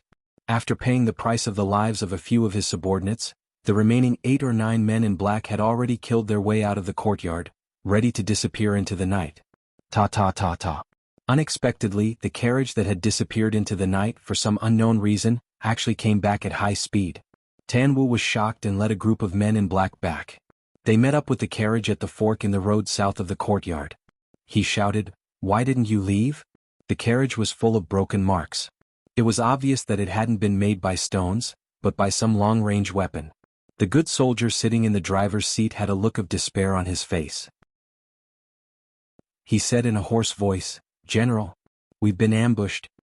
After saying this, The man released his left hand from the terrible wound on his chest. His head tilted and he fell to his seat, unable to get up again. The horse pulling the carriage was lucky enough to not be injured, but it seemed to sense the death of its master and kicked its hind legs uneasily. The slow clatter of the horse's hooves rang out again, as if to echo the lonely sound of the horse's hooves. The clatter of the close-knit alleys around the courtyard began to ring out. The sound grew closer and closer, more and more frequent. In the pitch-black night, the stars in the sky seemed to be startled, and scattered down a bit of light, allowing everyone to clearly see where the sound of the horse's hooves was coming from. Countless brocade guards silently surged out of the alleys from all directions, and among them were soldiers from the Shangjing government. The sound of the horse's hooves rang out, and the solemn ambushers surrounded the lonely carriage and the 9 men in black next to it. Wherever their spears pointed, there wasn't a gap to escape. Capture them. The brocade guards parted. The provost of the Discipline Commission of the Brocade Guard, Xinzhong, smiled and said, "General Shang Shanhu has given me this opportunity. Many thanks, many thanks." Failing to rescue the prisoners, Xinzhong had finally found a chance to bring down Shang Shanhu. Given the current situation, he could not help but be happy. There was no despair on Tan Wu's face, nor was there shock. There was only incomparable anger and resentment. In the plan to rescue the prisoners tonight, he had already thought about what would happen if they failed. As one of Shang Shanhu's personal soldiers, he had no thoughts of cherishing his life. But Tan Wu was still very angry. In the plan, he knew that Xinzhong might have an ambush, and his side had already prepared for it. For example, the residential buildings in the direction of the carriage should have been on fire by now, but it was still quiet. For example, the alleys where the brocade guards were lying in ambush should have been chaotic, but today there was not a single movement. Fan Xian was mixed in with the tree branches, calmly watching the situation in the distance. He looked at Tan Wu, who was as angry as a wounded eagle, without a trace of expression. In the plan, Shang Shanhu's side would be the main attack, and the task of covering the retreat should have been carried out by the spies from Xinyang and the Overwatch Council in Shangjing. But the eldest princess did not move, Yan Bingyun did not move, and Fan Xian did not move either. Compared to Shang Shanhu's northern soldiers, the Qing people, without a doubt, were quite consistent in their sinister and tacit understanding. Chapter 235. In the autumn of the 5th year of Tianbao, the young emperor promised Shang Shanhu in a secret letter, "I will bring Xiao En back to the empire." So Shang Shanhu abandoned the northern stronghold he had run for decades, and returned to Shangjing with only Tan Wu and his bodyguards. He believed that the emperor never went back on his word. Xiao En returned to the empire, but the emperor refused to release him, because he wanted to know Xiao En's secret. At the same time, the Empress Dowager wanted Xiao En dead, because he did not want Xiao En's secret to be known by anyone. Because the brocade guard kept a close eye on him, Shang Shanhu did not have any powerful allies in the capital. But because of his reputation in the army, both the Empress Dowager and the emperor had to give him face, and did not dare to push him too far. This was a situation that the northern Qi royal palace did not want to see. So if they could find an opportunity to weaken Shang Shanhu's power or reputation, they had to seize it. Like today. Xinzhong looked at Tan Wu beside the carriage. He knew that after this incident, even if he could not convict Shang Shanhu, as long as he captured Shang Shanhu, his former personal guard, he believed that Shang Shanhu's reputation in the military would suffer a fatal blow. Colluding with the Qing kingdom was a crime that no soldier could bear. At that moment, Tan Wu tilted his head and opened his mouth to curse. "Damn the Qing kingdom." Xinzhong smiled. "I heard that loud noise earlier. Aside from the 3rd Bureau of the Qing Kingdom's Overwatch Council, who else could come up with something like this? The Qing Kingdom helped General Tan break out of prison. This matter is settled." Unexpectedly, Tan Wu completely ignored him. He only turned his head to look at the 9 subordinates behind him. He had personally trained the commander's personal guards, and many of them had already died tonight. If it weren't for the Qing people's treachery, he would certainly have been able to lead them out of here alive. He turned his head to look at Xinzhong and suddenly bowed. "Master Xinzhong, please pass on a message." "What message?" Xinzhong did not press the issue, because he still held the hope that he could capture him alive.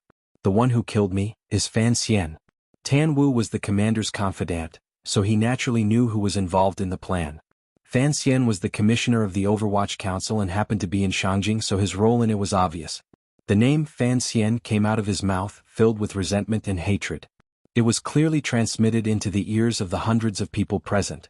Up in the tree, Fan Xian's face was calm, as if he hadn't heard anything. He knew that Shang Shanhu would eventually realize that he had played a dishonorable role in all of this. What's more, Tan Wu had roared before he died. As soon as he finished speaking, Tan Wu flipped his wrist and a snow-white saber light slashed upwards, slicing off his own cheek. The saber light turned again and slashed across his neck. His head fell to the ground.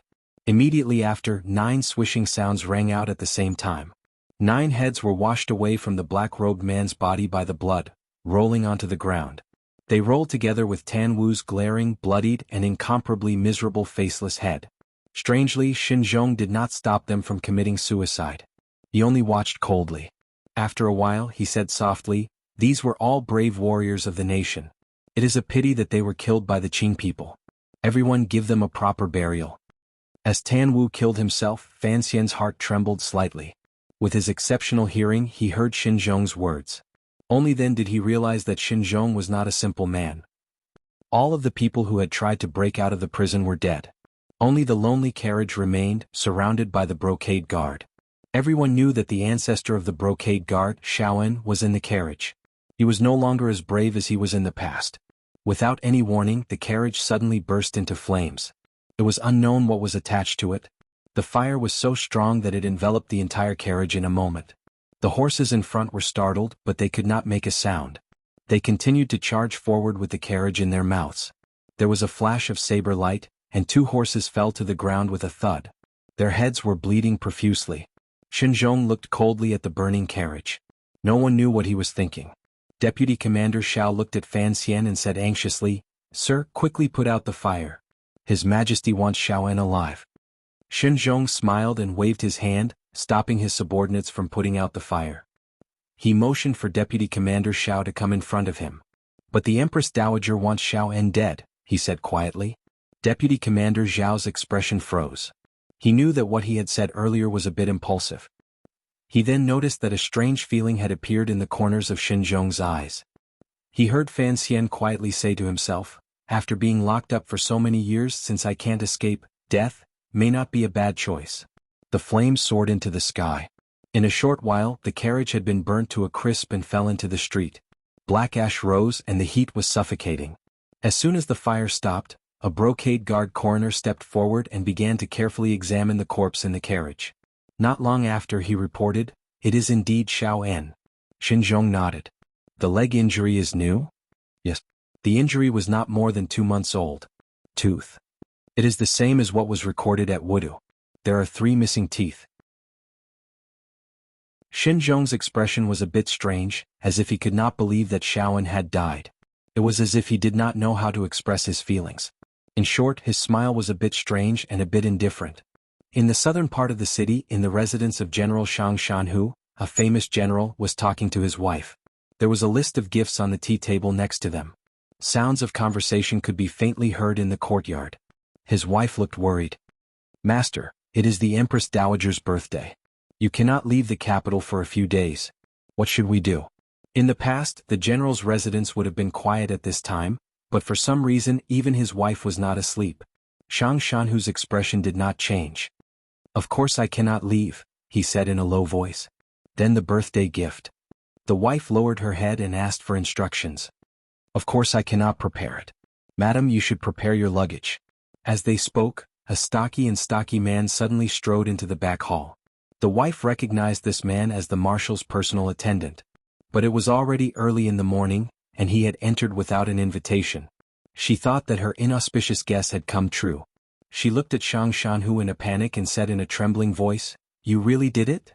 Shang Shanhu was not angry, but his black silkworm eyebrows gradually became sharp as swords. In a low voice he said, "I am loyal to the court, but if there is something I cannot do, you must allow me to be impudent." The wife did not say anything more. She only silently retreated to the back room, no longer in the mood to take care of the Empress Dowager's birthday gift. "Marshal, there are more spies outside the residence." Only those who were closest to Shang Shanhu would stubbornly address him as Commander, instead of Great General. The personal attendant who spoke had no surname. He was an orphan who had been picked up by Shang Shanhu from the snowy forest and raised to this age. He was given the surname Shang Shanhu, and his name was a single character, P. His relationship with Shang Shanhu was similar to the relationship between Shang Shanhu and Xiao En, except that he respected Shang Shanhu more than he respected him. Wait for the news. Shang Shanhu sat calmly in his chair. His face was calm and not a trace of nervousness could be seen. Shang Shanpa accepted the order and left to monitor the movements outside the courtyard. At the same time he prepared the follow-up measures. After a long time Shang Shanpa once again returned to the back room. He half knelt on the ground and said in a low voice, "It has failed." His voice did not tremble in the slightest, but for some reason, it was impossible to conceal the sorrow that seeped through. Shang Shanhu's right hand, which was resting on the armrest of the chair, paused. He closed his eyes with great force, and the wrinkles at the corners of his eyes bloomed like chrysanthemums. It was only now that the true age of this famous general was revealed. He walked back to the back room and looked at his wife, who was sitting uneasily by the bed. He smiled and said, "It's already very late. Why aren't you asleep?" The general's wife smiled uneasily. "I can't sleep." Shang Shanhu smiled and said, "We won't leave the capital. Let's discuss the gift list for the Empress Dowager when we enter the palace in a few days." At this time the sky was at its darkest before dawn. The messy courtyard below began to be cleaned up, and the 400 brocade guards who had surrounded the area also began to silently disperse according to their duties. The charred carriage and the corpses on the ground had also been taken over by the professionals of the Discipline Commission. In a short while the area below had returned to peace. In the face of the powerful machinery of the empire, it was not impossible to cover up such an earth-shattering event. The injured brocade guards were still lying on the ground by the back wall. Occasionally they would let out a few muffled cries of pain. The damage caused by the explosion had been severe. Most of them had died. Even those who had escaped were covered in dust and blood. At this moment, there were people carrying the injured brocade guards towards the yamen in the direction of the northern part of the city. The physicians were also nervously following behind them. The long line of stretchers looked like a thin centipede, twisting their waists as they moved forward. Fan Xian carefully crouched on a tree branch. He tightened his muscles, then relaxed them again. He repeated this process over and over again so that his reflexes would not slow down if he stood still for too long. He looked at the injured people on the stretchers in the alley under the tree. He thought to himself, if it weren't for the fact that I loved watching The Silence of the Lambs and Leon the Assassin, I'm afraid I would have let that old man escape. Chapter 236. The battlefield under the tree had quieted down. The brocade guard had used carriages to transport a lot of water from the Yuchuan River. With a tilt of the bucket, the clear water splashed onto the street. In a flash, the dust and blood on the ground were washed away, leaving only the wet, clean stone slabs. There were brocade guards keeping watch all around, and there were also related yamens conducting surveillance in the various houses, so there were no unusual movements around the T-shaped alley. The stone wall at the back of the courtyard was also beginning to be temporarily sealed up. In short, the Discipline Commission had to restore this area to its original state as quickly as possible. The palace did not want to bring up this matter at this time.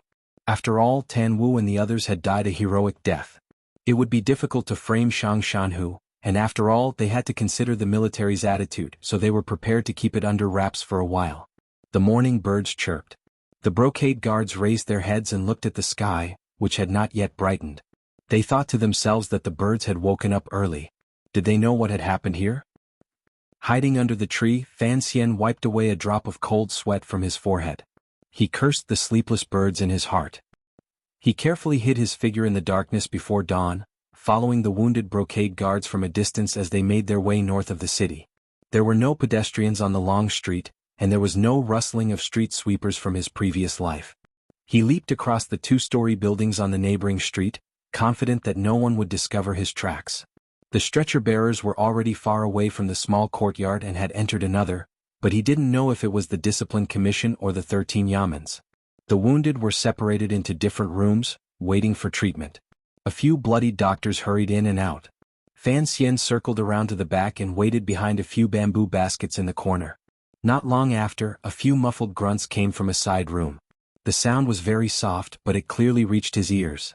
After a few breaths, a person climbed down from the wall. His movements were slow, and after landing on the ground, he carefully tidied up his clothes and confirmed his identity token. Only then did he step forward and walk toward West Street. Fan Xian saw that the person was wearing the uniform of the brocade guards. Although the man wore his hat tightly, a few strands of white hair still flew out. As he slowly walked, the white hair trembled slightly, looking extremely miserable in the night wind. Watching the man walk further and further away, Fan Xian's eyes, which were not covered by his hat, shone with a cold light. He noticed that the way the man walked was a little strange, and knew that his old comrade's legs had not healed after he had broken them. He followed, and the two of them walked along the quiet street to the west. Although there were guards at every intersection, Shaoan was dressed in the uniform of the brocade guard, and he had killed people in the side rooms to steal their tokens.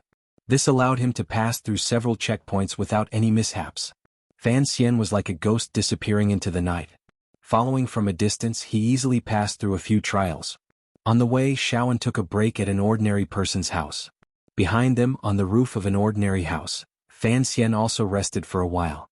Then, the two of them stood up one after the other.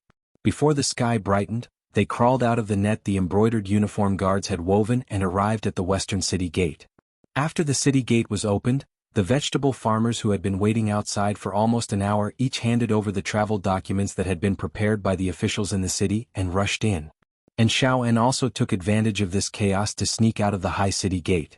After a while, the old man who had survived a calamity had already made his way with difficulty to the foot of Mount Yan, west of Shangjing, next to the disorderly forest. Fan Xian followed from afar, his extremely sharp eyes staring in the direction of the old comrade's advance. After a while, Shaoan emerged from the forest. He was dressed in tattered clothes, and the corners of his clothes were stained with the black soot of an old man in the village. He had gathered so much firewood from who knew where, and carried it on his back like a small mountain. The sun had already risen from the east, illuminating the quiet mountain forest. In a flash, it dispersed the mist and the air was clear. Anyone who saw that old man would think of him as a hard-working old farmer who had risen in the morning to gather firewood. No one would associate him with the famous spy chief of 20 years ago. Fan Xian stood quietly in the tree, coldly watching Shaoan's hunched body as he slowly advanced. A chill welled up in his heart. After all, Shaoan was old. Not only was his body not as good as it had been, but even his mind was a bit slow. Who would choose to come out to gather firewood at this time of the day?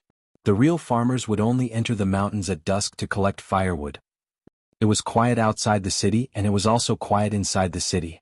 The spy of the embroidered uniform guard reported, "The Qing diplomatic mission is very quiet. It is said that Master Lin went arranged for 2 singers to accompany Envoy Fan yesterday. They didn't sleep much last night." "Are you sure Fan Xian is in the diplomatic mission?" Xin Zhong had already taken off his official robes and changed into his rich man's clothes. He held a piece of roasted donkey meat in his right hand and brought it to his mouth. "Yes, sir," the spy replied respectfully. "Some of our brothers know what Fan Xian looks like, and they have been watching from outside the courtyard." Xin Zhong was slightly taken aback. He tossed the greasy donkey meat onto the table. His eyes were slightly sunken, and he appeared particularly listless. After a night of torment, no one's body was made of iron. Suddenly he laughed and said, "How could that be an honest person? Has Friar he already left?" "Yes." The spy suddenly became spirited. "Master Lang Tiao has also gone." Xin Zhong slowly closed his eyes. No one knew what he was thinking. After a while he quietly said to himself, "These southern barbarians want us to think that Fan Xian is still in the diplomatic mission. If we kill Fan Xian now, won't they suffer a loss?" He opened his eyes, which were as ruthless as an eagle's. "These southern barbarians have learned to scheme over the past decade. I'm afraid their cleverness will make them fall victim to it." After a night of watching, Fan Xian also felt a little tired. But the tyrannical Jinqi in his body was incomparably abundant, so he could still manage. Looking at the old man on the forest path in the distance, who had difficulty even walking, he couldn't help but feel some admiration. He was already 70 or 80 years old, and after decades of torment, he had actually managed to escape from prison so thoroughly. Fan Xian didn't know where this old man got his mental strength from. Fan Xian didn't move because he always felt that some unknown danger was waiting for him. And Shaoan's exit from the city seemed a little too smooth. Suddenly he thought of a certain possibility. He narrowed his eyes, slid down the tree and retreated in the opposite direction. In a flash he disappeared to who knew where. The sun moved westward inch by inch, and Shaoan moved westward inch by inch. To the west was the western sky. It could be death or it could be pure land. Naturally, the diplomatic mission and Xingyang wouldn't report all their plans to Shang Shanhu, and Xiaoen also had other plans. The mountain path went up and up until it came to an end. On the edge of a cliff was a hill overgrown with shallow grass.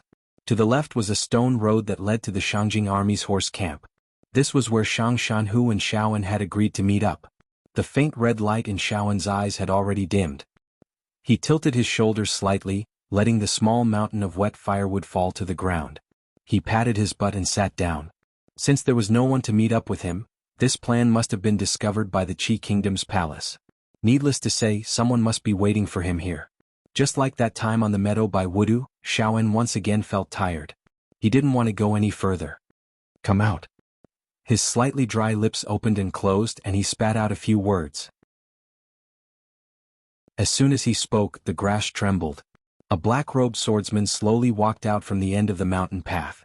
This swordsman had a very high forehead, and his face was very pale. His brows and eyes seemed to have weathered the vicissitudes of life.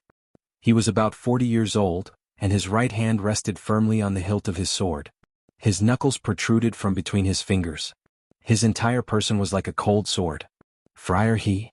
Xiaoen's eyes narrowed and a cold light shone from them.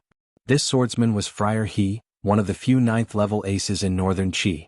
The 8th-level Qing Jushu that Fan Xian had killed a year and a half ago on the street of Nyolan was his disciple.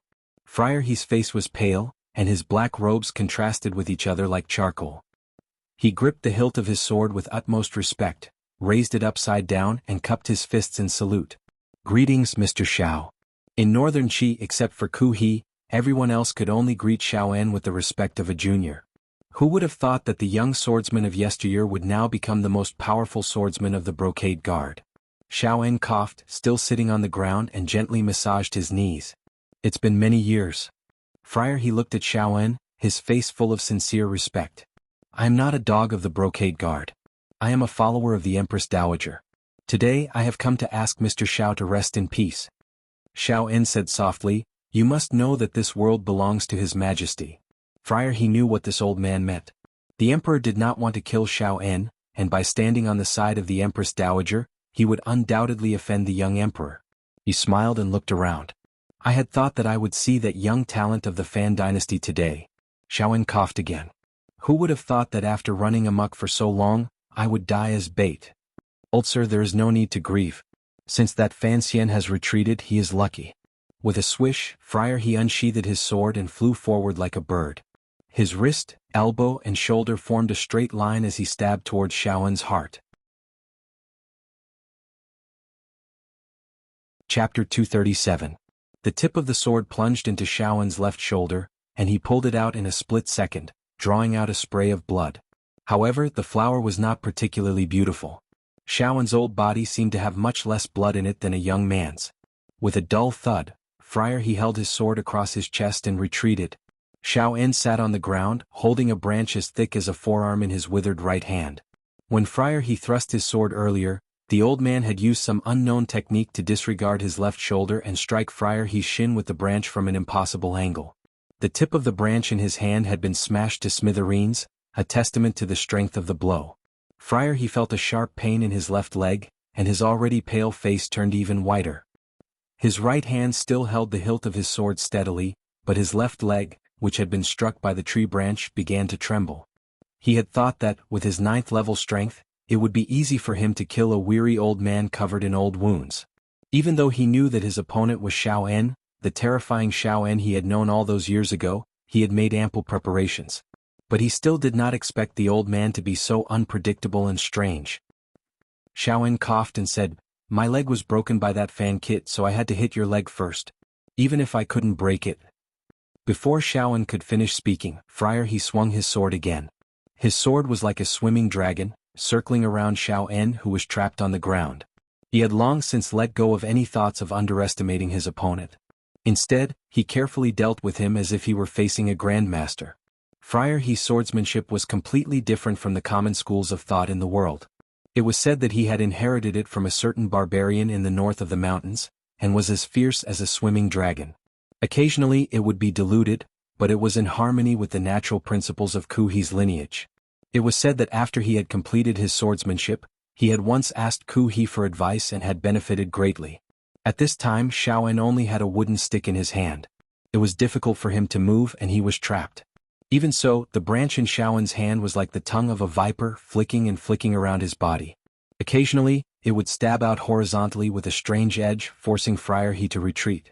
But Friar He's true qi gradually rose, and sword light enveloped his body. The air began to buzz and Xiao En's wooden stick was no match for him. The sword and the staff clashed, and the branch in Shan's hand immediately became countless pieces of wood floating in the air. Xiao En stretched out his hand and casually picked up a branch. He thrust it diagonally to the right, breaking Friar He's soul-chasing sword. He came from the mountains with a bundle of firewood, but the wet twigs would run out sooner or later. After an unknown period of time, the heat of the summer gradually rose at the end of the mountain road, and the sun began to spread its sinister rays. Xiao En's tattered clothes were riddled with narrow gashes, from which blood was seeping out.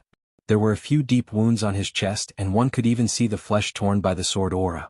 However, the old man had lost too much blood, so the wounds were pale. Around his body, there was a layer of densely packed mosquito wings and limbs. These insects that did not know life or death had smelled the blood, but in a moment, they were sucked into the sword qi true power and turned into dust. 5 steps in front of Xiao En, Friar He stood, sword in hand. His pale face was tinged with blood, and his right hand, which held the hilt of his sword, finally showed signs of trembling. He hadn't had it easy either. His black shirt had long since been chopped into a mess by the wet twigs around Xiao En. His body was covered in wounds and even more frightening were the fresh twigs and stubble around them. "Come out. That Fan kid won't come." Friar He swallowed. He hadn't expected the old man's desire to live to be so strong. But seeing that Xiao En was about to die, and that the expected Southern Qi man still hadn't made a move, he couldn't help but call out to his companions. Xiao En's eyelids fluttered, and he glanced at the enemy who had been hiding nearby. "Ku," he called out to these juniors. "Isn't that a little disrespectful?" The man approached in silence, holding a curved knife in each hand.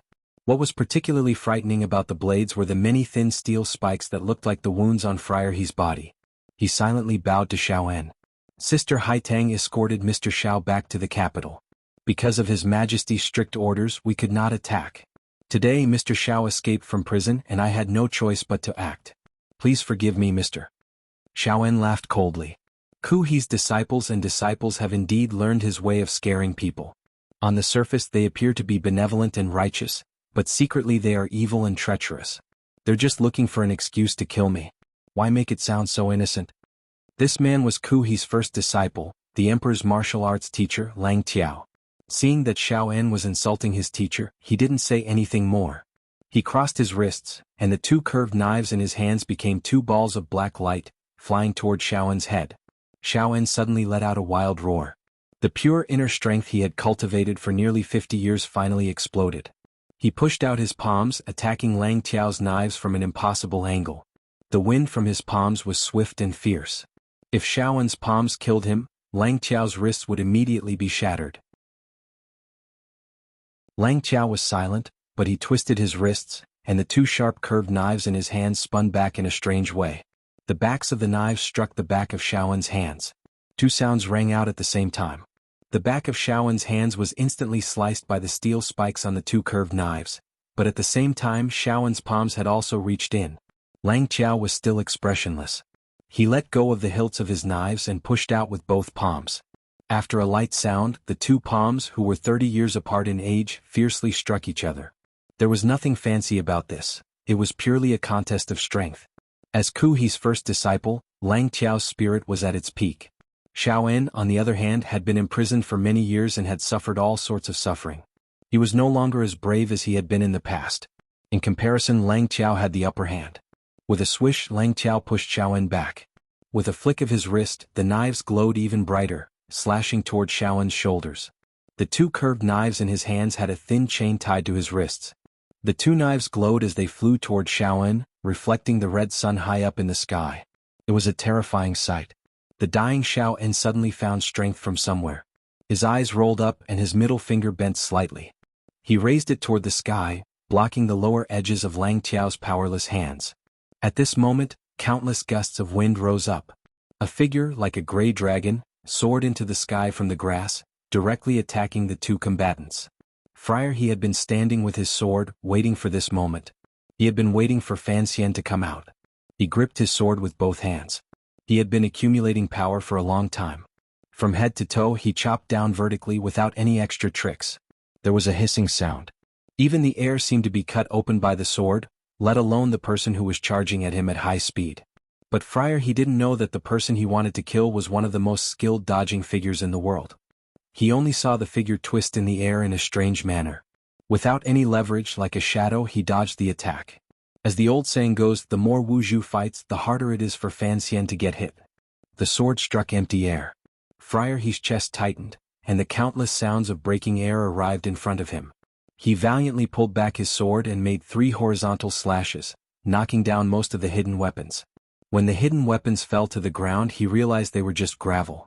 He forcefully pulled back his sword. His blood was shaken and he couldn't help but spit out a mouthful of blood. He forcefully swallowed it.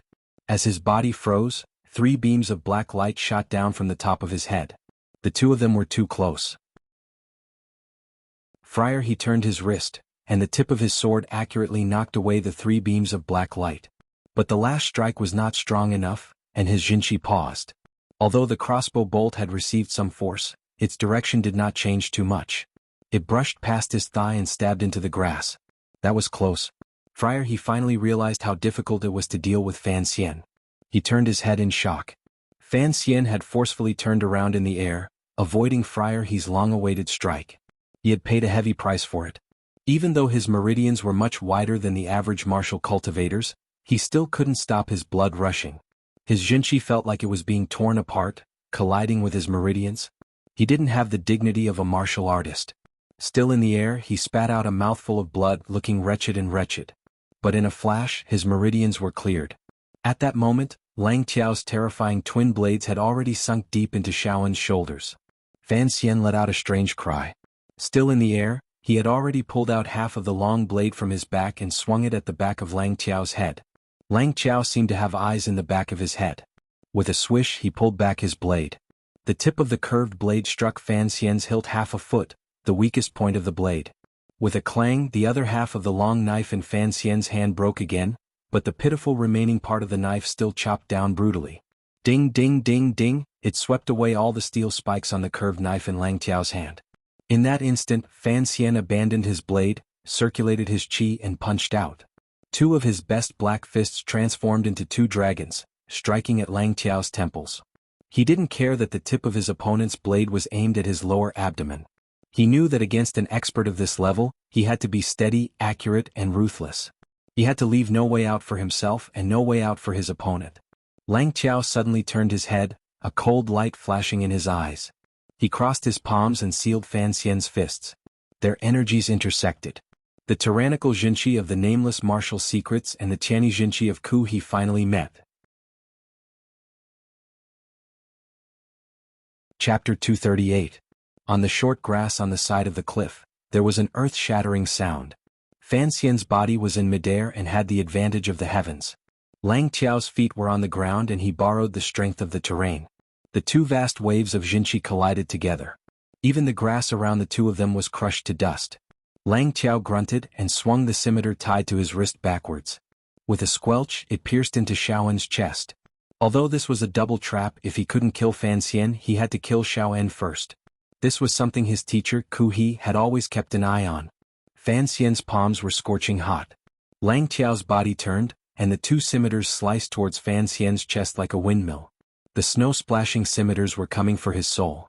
At this moment, Xiaoen was about to die, and Fan Xian could no longer escape. There was no longer any possibility of playing cat and mouse, so he gritted his teeth and did the riskiest thing he had done since his rebirth. Ignoring Lang Tiao's powerful scimitars, he reached out and grabbed Xiaoen by the collar. In the blink of an eye, he bent his knees slightly and raised his left calf. There was a crisp clang. This was clearly not the sound of a scimitar cutting into human flesh. Fan Xian grunted, flipped over Lang Tiao's head, and flicked a finger with his left hand. This was a small trick. Lang Tiao's earlobe hurt slightly and his eyebrows flew up. Fan Xian's calf felt as if it had been struck by lightning. It was incomparably painful, but he used the power of the scimitar to grab hold of Xiaoen. His uninjured right foot touched the ground, and his whole body had already rushed forward, towards the empty area in front of him. He rushed towards the cliff and then jumped down. Lang Qiao's expression was wooden, but he was shocked. Why did his scimitar feel like it had hit steel when it had landed on Fan Xian's leg? He had great confidence in the power of his scimitar. The secret of the round scimitar was enough to cut through metal. Even if his opponent was wearing armor, it would still be cut in half. How could Fan Xian have blocked it? He rushed to the edge of the cliff and looked out. The sun was getting brighter, but it still could not disperse the fog in the deep valley. They saw the old man and the young man fall into the fog and could no longer be seen. It was only after a long time that they heard the thud of a heavy object falling. The sound was very soft, but the cliff was very deep. The two of them could hear it even from the edge of the cliff, so they could imagine the intensity of the collision. "He fell to his death," said Friar He. Lang Qiao shook his head. "Shaoan won't die easily. Fan Xian, I think it's even harder." Lang Qiao and Friar He were one of the few 9th-level masters in Shangjing City, and yet they were unable to kill Xiao En, who was heavily injured, and Fan Xian, who had just entered the 9th level, on the spot. This fact made the two masters shiver in fear. "We can't climb this mountain," Friar He said with a frown. Lang Qiao looked down. Yin Mountain stone walls were as sharp as a knife and as smooth as a mirror. Not even the 4 transcending mortality and saintly grandmasters would be able to climb up, let alone a martial expert. So he nodded, tacitly agreeing with Daoist He's judgment. Inform Shen Zhong to search the foot of the mountain. After finishing their preparations, the two masters looked up at the misty cliffs. They thought of the previous battle and couldn't help but frown, but they were thinking in different directions. Why did Fan Xian risk his life to save Xiao En? This was Friar He's question. Why did Fan Xian's strength far exceed little sister's assessment? This was Lang Qiao's question. Suddenly Lang Qiao's eyes flashed coldly. With a flick of his wrist, the tip of his knife accurately sliced off a piece of flesh from his earlobe. Friar He had always trusted Ku He's knowledge and ability.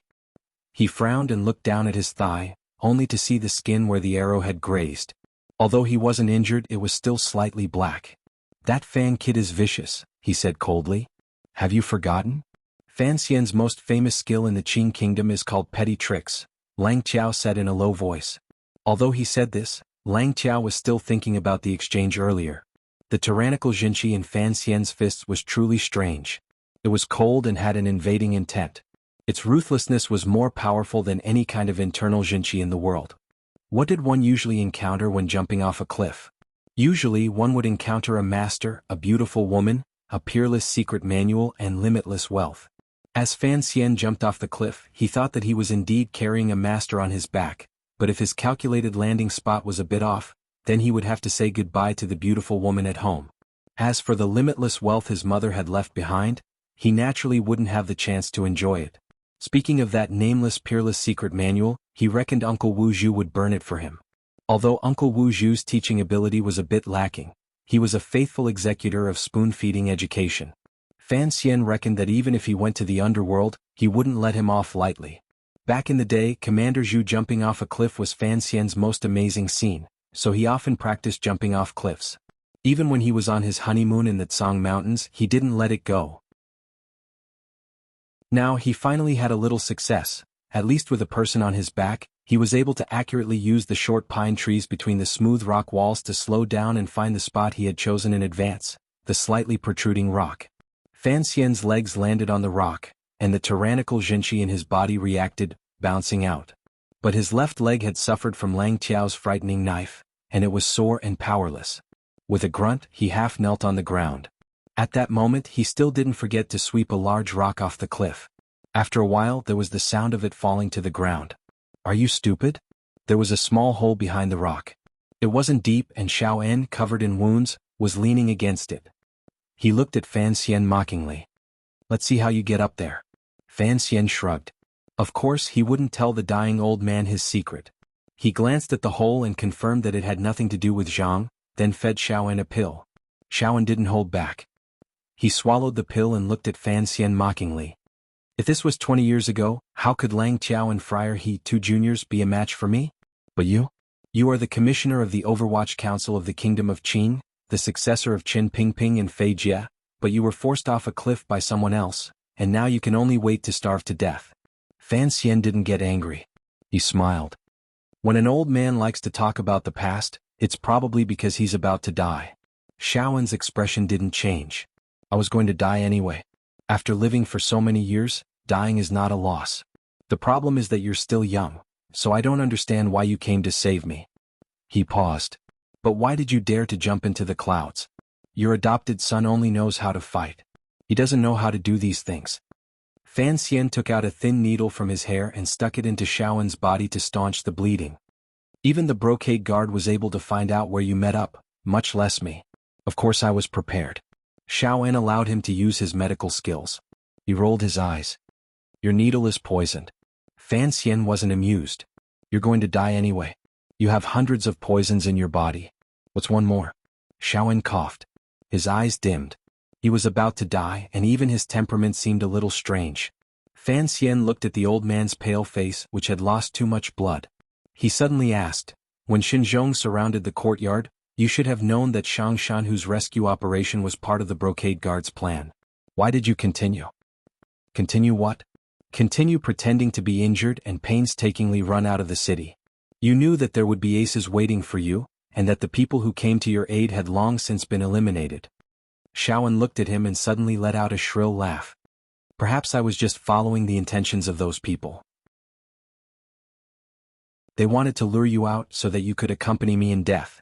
Fan Xian shrugged. Let's talk about something serious. Xiaowen's gaze easily passed over Fan Xian's shoulder, as if he were looking at an obstacle. He cast his gaze into the deep, quiet valley. The sun was getting stronger and stronger, and the clouds in front of the stone wall finally began to disperse. The mountain wall in front of him was like a cracked yellow mirror, with a different kind of beauty. Well, I've been locked up for a long time. So, even if I die, I don't want to die in prison, said Xiaowen. Fan Xian followed his gaze and found that the mountain wall opposite him was extremely smooth. Occasionally, there were cracks that spread out in all directions like the lines of lightning. From far away, he could see an incomparably tenacious small tree growing, revealing its pitiful but respectable green color. There are green trees here and there's green water and white fog below. It's a good grave. Fan Xian smiled and began to tidy up his left trouser leg. The Overwatch Council's clothes were made of fire, theft and sharp weapons, but Lang Qiao's knife had shaken a hole in them. He took out the black, slender dagger that Fei Jie had left for him from his boots. Gently stroking the slightly deformed blade, he sighed. Thank you, but I don't want to change my name to Fan Pingping. Why did you act so stupidly and throw yourself into a dead end? Xiaowen looked curiously at Fan Xian's disguised face. An ominous bloody froth seeped from the corners of his dry lips. Perhaps when a person was on the brink of death, their curiosity only grew stronger. Fan Xian placed the dagger by his feet and began to massage the meridians in his frozen calf. Calmly he said, when I discovered that this was an ambush by Northern Qi, I was indeed prepared to retreat. But seeing that you were about to die, I don't know why my brain suddenly broke, but I jumped out. In truth, the reason was simple. Fan Xian wanted to know Xiaowen's secret. He wanted to know where the temple was. He wanted to know the relationship between the temple and Yi Qingmei, and his own rebirth into this world. Between his own life and death, his past, and the ins and outs of his arrogant mother, Fan Xian, who had always cherished his life, could finally afford to be extravagant for once. Chapter 239. The sunlight in the valley seemed to have become tangible. Wherever it shone, the clouds rippled like blue waves disturbed by an oar. Most of the fog had dispersed, but there was still a wisp of smoke lingering in front of the precipice, passing through the scattered green trees. The top of the small cave protruded slightly, and the opposite cliff was very far away from the bottom of the valley. Even with Fan Xian's hearing, it would take him a long time before he could faintly hear the sounds coming from the bottom of the valley. Presumably, the brocade guards of Shangjing were searching for their bodies at the bottom of the valley. The bottom of the valley should be damp and gloomy. Fan Xian reckoned that after a while, they would know that Xiao En and Fan Xian had not fallen off the mountain. Fan Xian guessed that the Northern Qi people would probably think that he and Xiao En were lucky and search along the bottom of the valley.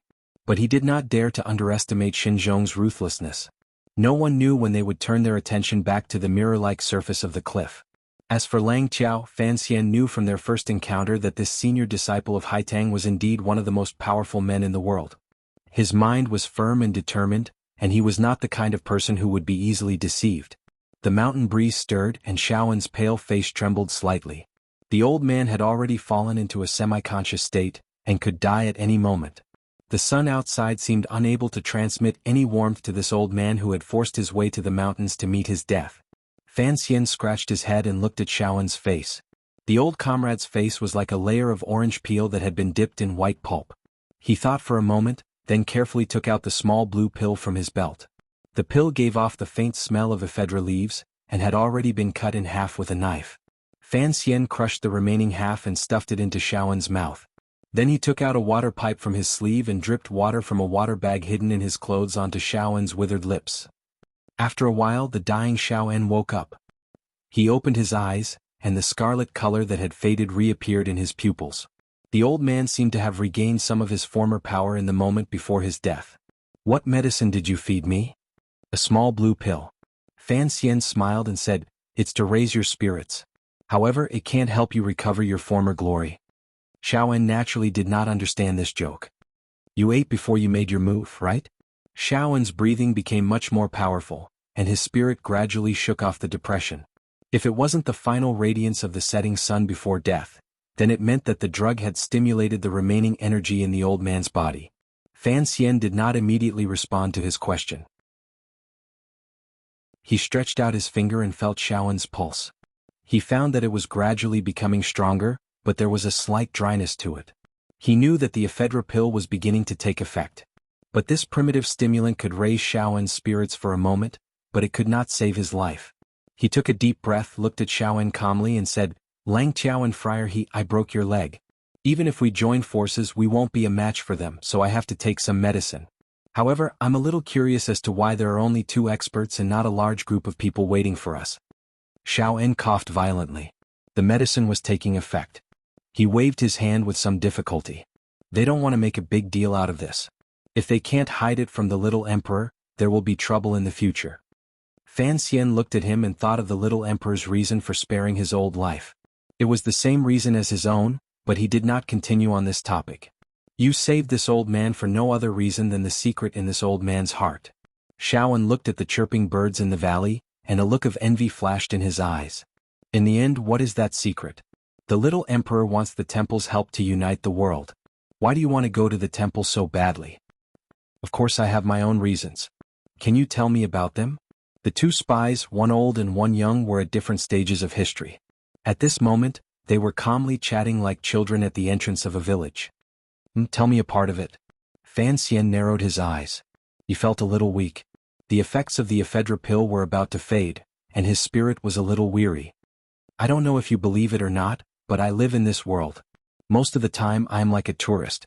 I want to go to all the interesting corners of this world, and the temple is without a doubt the place that interests me the most." "Tourist?" Xiaowen used a pair of blood-red eyes to stare at Fan Xian's ordinary face in disguise. Fan Xian laughed. "Is it strange? Heaven and earth are the travelers of all living things. Time is the traveler of 100 generations. Since you and I live in this great inn, we naturally want to see what is in every room of the inn. Perhaps there is a poisonous snake in the room at the end of the 2nd floor." Xiaowen moved back a little with difficulty. He felt the heat of life in his body. He knew that he was getting closer and closer to death, and subconsciously wanted to sit a little more comfortably. "Perhaps it is a beautiful woman bathing in a wooden tub." Fan Xian laughed. Xiaowen looked at the young man and gently shook his head. "Curiosity killed the old cat. You actually risked your life to save me for such an absurd reason, and ended up in a dead end. Do you regret it now?" Fan Xian turned his head to look at the unfathomably deep cliff. He sighed and said nothing. "Are you stupid?" This was the 2nd time Xiaowen had said this. He smiled. "For a worthless secret, you buried your own life." Fan Xian laughed bitterly. "That's right. In the face of death, all secrets are unimportant." Xiaowen suddenly looked at him strangely and said, "Can I ask you a favor?" Fan Xian's heart trembled. Although this old man was no longer as brave as he had been in the past, his status was still there. On his way north he had never asked for anything. "What do you want to say?" Xiaowen's voice was a little strange. "I am not afraid of death, but after I die you will be trapped in this cave alone. I reckon that in the end, you will be so hungry that you will be interested in my corpse." Fan Xian was startled, but he understood what the old man was afraid of. He felt a little disgusted. "Your old arms and legs. If I wanted to chew on your flesh, I would be afraid of breaking my own teeth. Xiaoen laughed bitterly. When you are really hungry, what can't you do? Fan Xian frowned. You're not even afraid of death, and you're afraid of me eating your flesh? Xiaoen stared at him. There are many people in this world who are not afraid of death, but they are afraid of cockroaches. He paused. I am not afraid of death, but I am afraid of being eaten by you after I die. That feeling is not good. The effects of the medicine had temporarily replenished Xiaoen's energy, so his speech had gradually become smoother. The wounds on his body had long since stopped bleeding, but the strange red in his eyes had deepened. This was not a good sign. Fan Xian looked at him and shook his head with a bitter smile. Don't worry. If you die, I will immediately throw you into the valley. His pupils suddenly contracted. He looked at Xiaoen and quietly asked, Old man, have you eaten human flesh before? The cave suddenly became quiet. For a long time Xiaoen's voice did not ring out. After a long while, the old man said expressionlessly, When I went to the temple, the mountains were sealed off by heavy snow. There was nothing to eat, so I had to eat human flesh. Fan Xian's heart thumped. Although he had dug up graves and dissected corpses since he was young, the thought of eating human flesh still made him feel disgusted. He unconsciously looked away from Xiaoen's withered lips. Xiaoen laughed strangely. Human flesh in fact is really disgusting, but what he ate was much more delicious than what I had. Fan Xian's heart trembled again. Today the high and mighty Grandmaster revered by tens of thousands of people, the imperial advisor of Northern Qi, had actually eaten human flesh? He immediately figured out the crux of the matter. Since Xiaoen knew where the temple was and He was a disciple of the temple, then the two of them must have gone to the temple at the same time. For two great masters to have fallen to the point of eating the flesh of one another, one could only imagine the dangers of the journey. But he did not understand why He had to kill Xiaoen. Was it just to hide the fact that he had eaten human flesh? When did you and He go to the temple? Xiaoen unexpectedly closed his mouth. Fan Xian was like a diner, looking at a plate of duck skin noodles served by a waiter, and then watching the waiter take it away. Fan Xian's breath was stuck in his chest, unable to come out for a long time.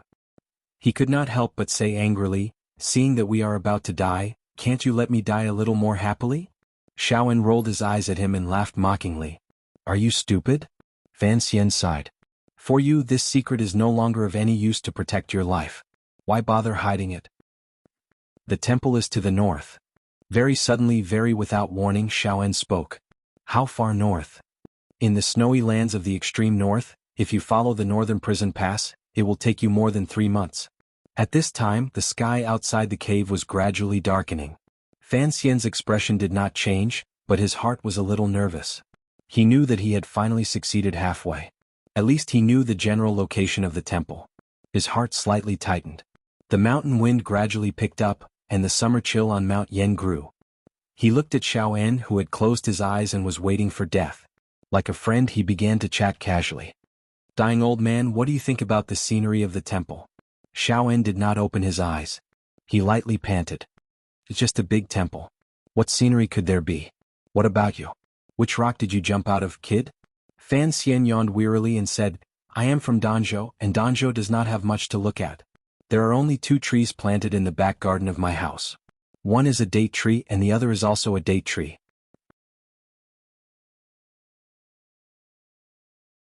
Chapter 240. There are no trees in the temple. The temple is hidden within a snowy mountain. Legend has it that it only shows its true face for 2 days a year, and if one is not sincere, it is impossible to see it. Xiaoen's old voice was calm as he spoke. The temple had a very important meaning to him. Because he knew the relationship between the temple and that little girl, Qin Pingping had paid a great price to capture him back to the Qing kingdom. It was also because he knew the location of the temple that He, who had benefited the most from the temple, wanted to silence him. The northern Qi emperor had extravagantly hoped to receive help from heaven from the temple. But what was the temple? It was nothing more than a temple. Xiaoen suddenly felt that the first half of his life was fake. Only the second half of his life behind bars was real. The old man looked at the darkening sky outside the cave. Master Fan, do you believe in the existence of God? He asked with a wooden expression. Fan Xian was silent. He thought of his rebirth in the box. He nodded. I believe in the existence of God more than anyone else in the world. What is God? If I knew what God was, then I would be God. Xiaoen looked at him with admiration.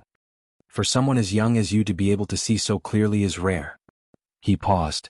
But His Majesty was still young at the time, so he did not see clearly. Fan Xian knew that the story was about to begin. He couldn't help but feel nervous and expectant. Do you know what the world was like 30 years ago?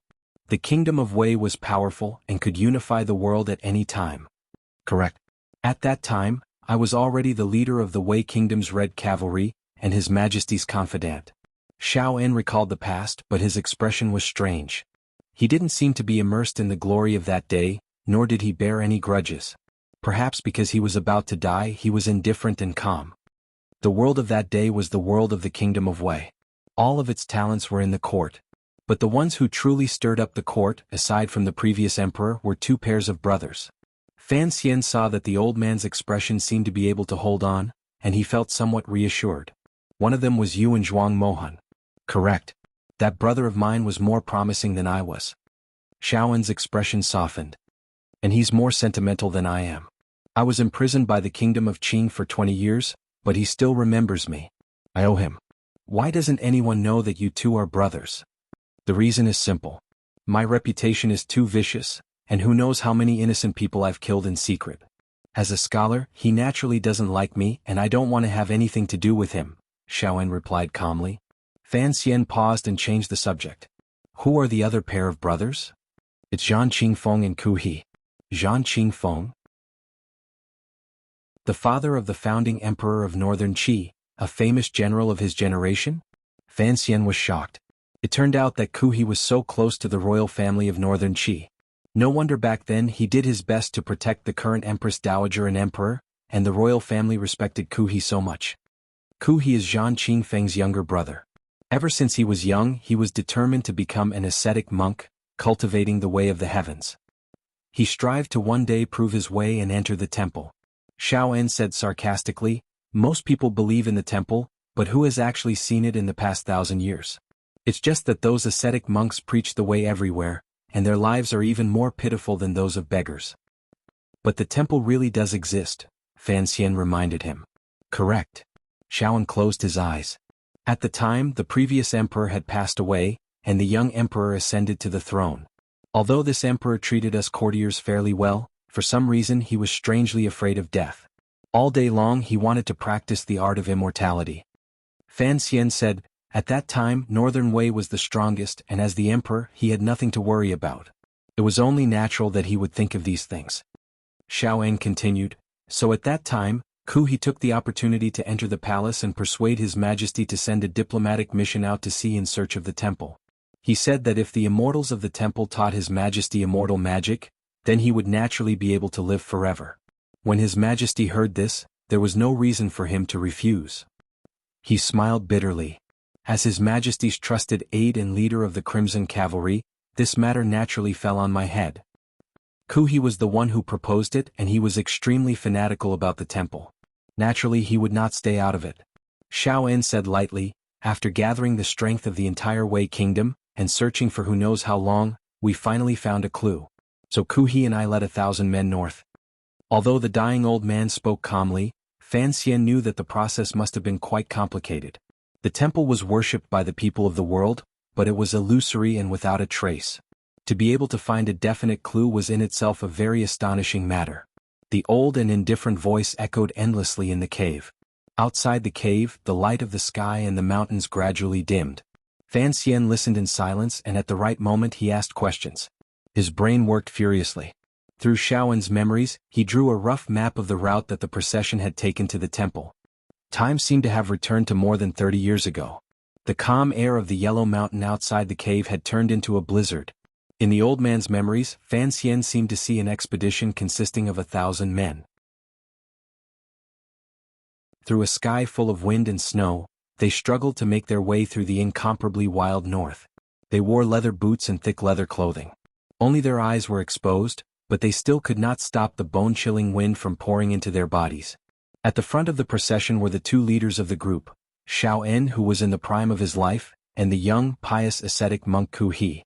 The further north the procession went, the more difficult it became. The further they went, the fewer people there were. Some people froze to death, some fell into icy valleys and disappeared, and some were crushed to death by birds of prey in the sky. In short, as the expedition progressed, the procession became shorter and shorter, and the atmosphere became more and more strange. The world was a sheet of white. Because they had stayed in this dry and cruel environment for too long, some of the people in the procession gradually became blind. They were heartlessly abandoned by Xiao En in the wilderness. In the distance, some direwolves that could withstand the cold waited for the blind people to die. Everything happened quietly, even if it was something as tragic as death. The procession walked for a long time and finally came to a large mountain in the extreme north. There was only a narrow path between the mountains, and the snow was so thick that it had long since obscured the color of the mountain. It looked like an endless chain of ice mountains. When the remaining 100 or so people entered the mountain, they found that behind the snowy mountain was still a world covered in ice and snow. Even the animals were few and far between. The procession set up camp with great tenacity, hoping to find traces of the temple here. But many days passed and they found nothing. Winter came. Heavy snow sealed the mountain. The sun went down. The strongest survived to the end. In the endless night, Xiao En and Ku He sat back to back in a tent. Around them were piles of corpses.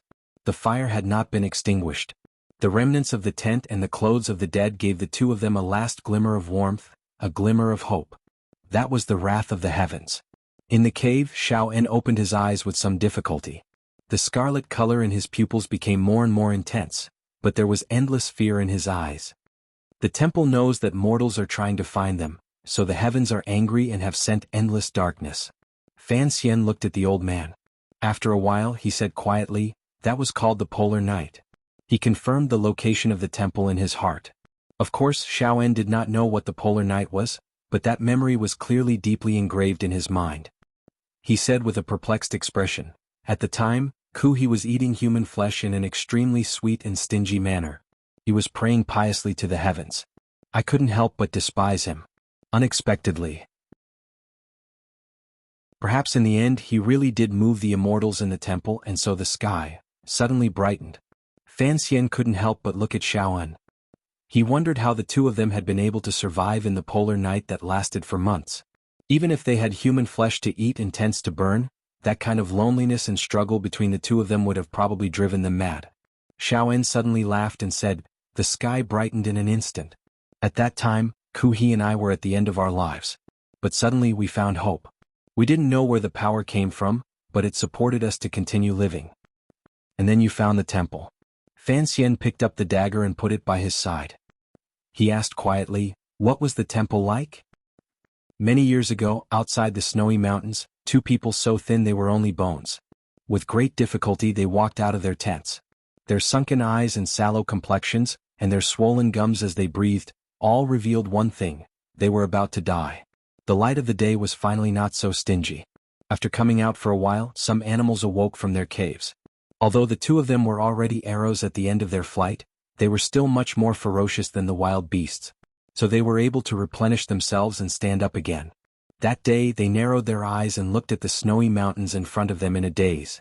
They had no idea where the temple they had been so painstakingly searching for was. Here there was only a vast expanse of white. It was very clean. Suddenly, a ray of light shone down from the dark blue sky. The light from the snowy mountains twisted strangely. Very suddenly, a beautiful temple appeared out of thin air in the mountains. This grand temple was built against the mountain. The black stone walls and the light gray eaves supported each other. It was indescribably dignified. Ku He stared at the mountains in a daze. Suddenly he fell to the ground in agitation. He looked in the direction of the temple and burst into tears. Xiao En stood there dumbfounded. A moment later he woke up and sat down in the snow. He didn't have the strength to stand up for a long time. This was the temple. Chapter 241. Ku He, still a young man, and Xiao En, with a face full of shock, began to climb up the snowy mountain. Their faces were no longer frozen by the wind and snow that filled the sky. Instead, they were filled with a complex mix of emotions: excitement, joy, nervousness, excitement, and a faint sense of fear. There was no fear on Ku He's face, only incomparable fanaticism. He was an ascetic monk, and his whole life he had longed to be able to touch the door of the temple with his own hands, to be able to gently kowtow to the stone steps in front of the temple. The vast universe on the snowy mountain seemed very close, but when the two of them tried to approach it, they discovered that the temple was an extremely distant existence. After climbing for a long time, they felt that the temple was getting further and further away. Those black, solemn stone walls were like an illusory shadow that could vanish into the snowy mountain at any moment. According to legend, the temple only appeared twice a year. Ku He and Xiaoan did not want to give up on this opportunity, so they used all their strength to climb up the snowy mountain. They didn't know how long they had climbed, but their bodies were covered in cuts from the icicles. They were dripping with blood and they left 2 faint lines of blood on the snowy ground. With a clap, Ku He's palm finally touched the stone steps in front of the temple. The young ascetic monk could not help but impudently clap twice, expressing the ecstasy and indescribable excitement in his heart. Xiaoan was slower than him. He secretly gripped the hidden weapon in his sleeve, and looked at the main door of the temple with a trace of fear. This door was at least 7 meters tall, like a book that a god had thrown into the mortal world.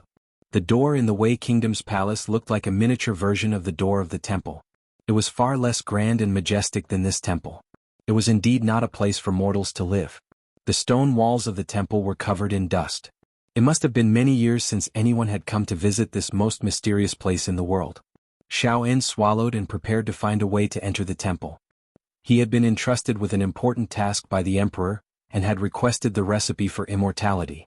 Now that success was at hand, he was naturally excited. But Ku He was not like him. He very devoutly knelt in front of the temple, constantly kowtowing. Gradually, blood began to seep from his forehead. He walked towards the door of the temple and stretched out his hand, but he could not touch the giant door. It seemed that as his fingertips moved forward, the giant door was retreating in a strange way. The divine temple was right in front of them, but it was far away. 30 years later, in the cave, the dying Shan's eyes were filled with a trace of sadness. I couldn't get in.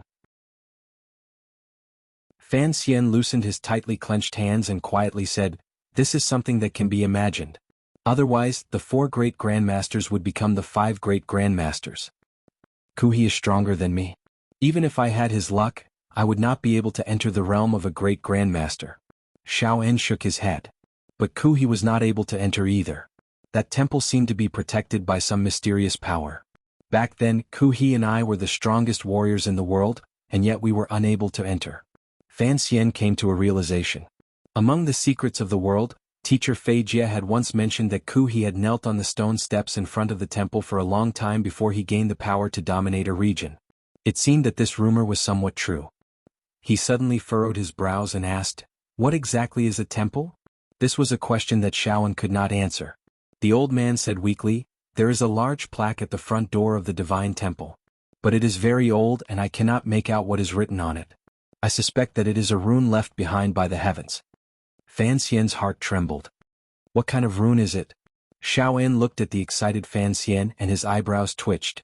It seemed that this young man on the brink of death was still so curious about the unknown.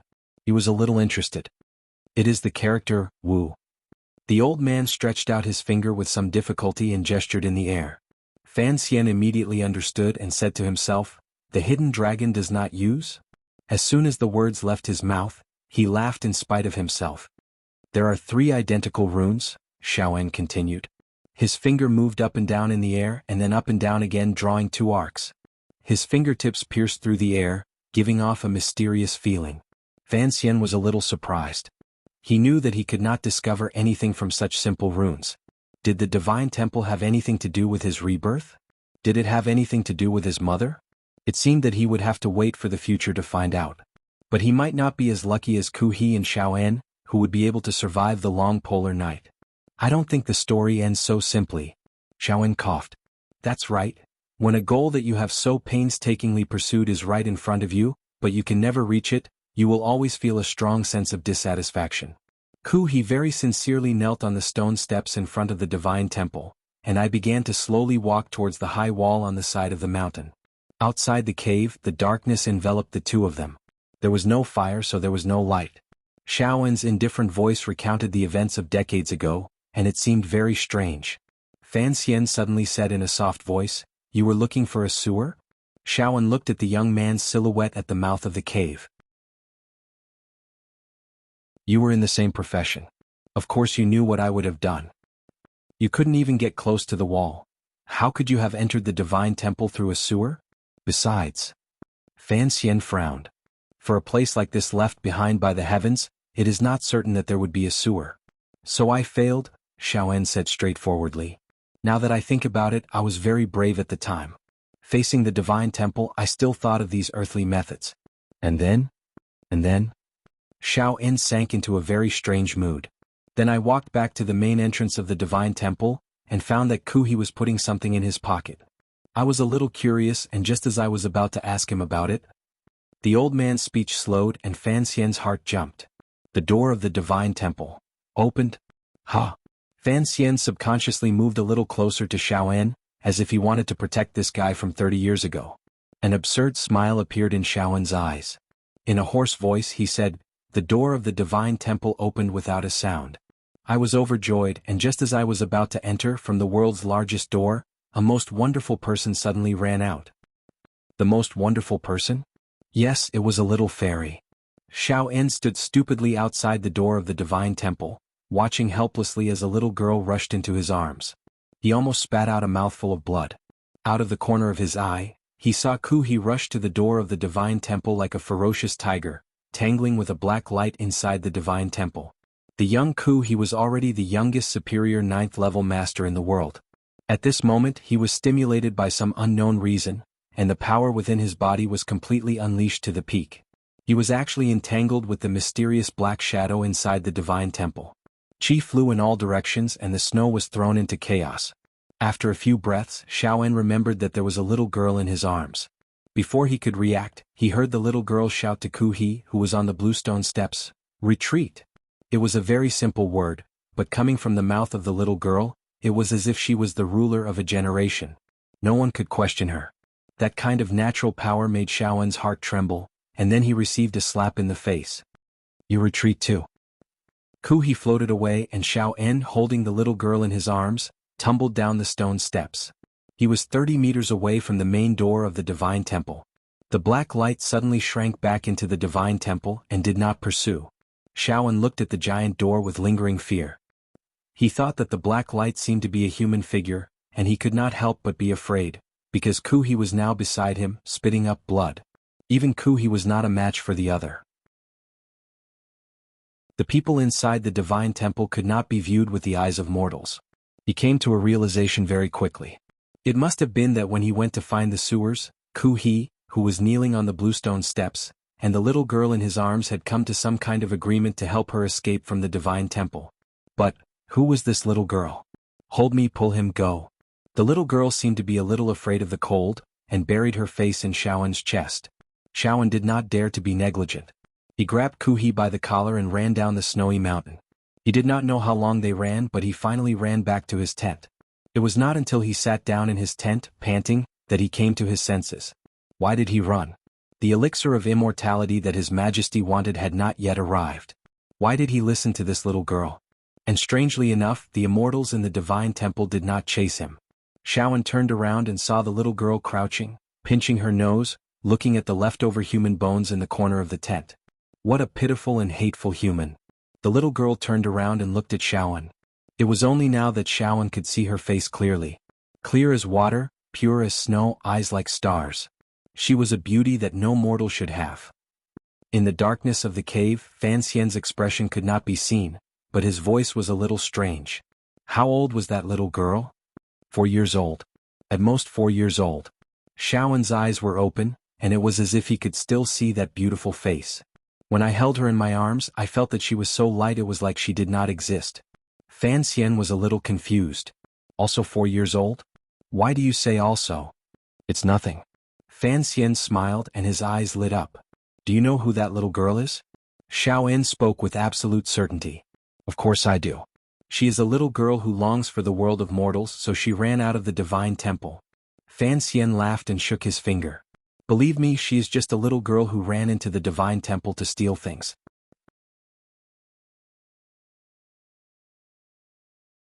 Chapter 242. Hearing Fan Xian's confident words, Xiaoen began to cough violently for a long time. It was the middle of the night, and he didn't know if the brocade guards searching below could hear him. Fan Xian was a little worried. He took out a thin needle and probed it into Xiaoen's neck to help soothe the pulse of his heart. Fan Xian's fingers gently rested on Xiaoen's neck, and he felt a slight wetness and stickiness. He sniffed and smelled blood. He knew that Xiaoen had begun to cough up blood. His face was expressionless, but his heart was stirred. That was a fairy. The dying old man stubbornly confirmed the judgment he had made 30 years ago. Fan Xian didn't want to argue with him on this matter. How could a 4-year-old girl carry a trunk? Who was carrying that trunk? What trunk? Xiaowen's voice was straight, and it didn't seem like he was lying. Fan Xian was a little surprised. He knew that there was no need for him to hide anything, and Wu Zhu had not yet appeared. Wu Zhu had once said that he and his mother had left home together. Where was that home? According to the letter his mother had left behind, Wu Zhu had once fought with the strong men of the temple, and had lost part of his memory. Why would Wu Zhu fight with the men of the temple? Was it jealousy? What happened after that? This was the duty of all who listened to the story. Xiaoen, the old storyteller, was about to die. Fan Xian naturally wouldn't forget to ask this question. Inside the tent, Ku He lay on top of the fur. His breathing was a little ragged. He didn't know what the 4-year-old girl had promised him, but it had caused him to go against his beliefs and dare to attack the men of the temple. Xiaoen looked at the little girl who had lifted the flap of the tent and was looking out into the snow. The wind and snow had not lessened, and the little girl's skin was whiter than snow. Her small hands gripped the thick tent cloth tightly. She was so small, and looking out into the vast world, she felt a sense of loneliness that did not match her age.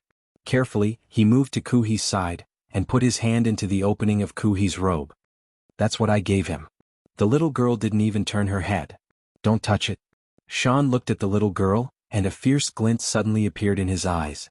What Ku He was hiding in his bosom must be some sort of heavenly book from the temple. Xiaoen could not help but be tempted. But when he remembered that the little girl was a fairy who had sneaked out of the temple, Xiaoen immediately gave up on the idea. He knelt down respectfully and kowtowed to the little fairy at the door, saying, I am the commander of the Discipline Commission of Dawei. Under the orders of His Majesty, I have come to the temple to listen to the heavenly edict. I beg the heavenly deity to grant me the elixir of immortality. This was Shan's mission, and he had not forgotten it. The girl at the door laughed when she heard that. She laughed very happily. After a while she suddenly threw a pill at Shan. You helped me, so I'll help you too. Since that monk has benefited, you should benefit too. Xiaoen took the pill and examined it carefully. He couldn't see anything special about it, but since it was a gift from a fairy, he couldn't ignore it. He took out the jade box and carefully placed it inside. You should go back. The little girl's tone was somewhat old-fashioned. There's no point in staying here. Xiaoen was a little disappointed. They had finally found the temple, but they hadn't entered. He didn't know what the immortals inside looked like. Thank you, fairy, for the pill. Don't come here again, the little girl suddenly said softly. And don't tell anyone where the temple is. If I find out that you have revealed the location of the temple, I will kill you. The little girl turned around, her young face full of frost.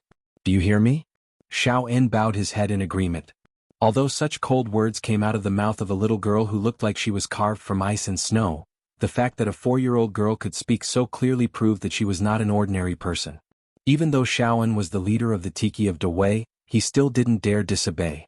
The old man had no choice but to obey. After Ku He woke up, the fairy forced the two of us to swear a deadly oath. Then we began to head south. During those few days, the smile on the fairy's face gradually grew. It was as if she thought that stepping into the world of mortals was a very interesting thing. Xiaoen continued to recollect. It's strange.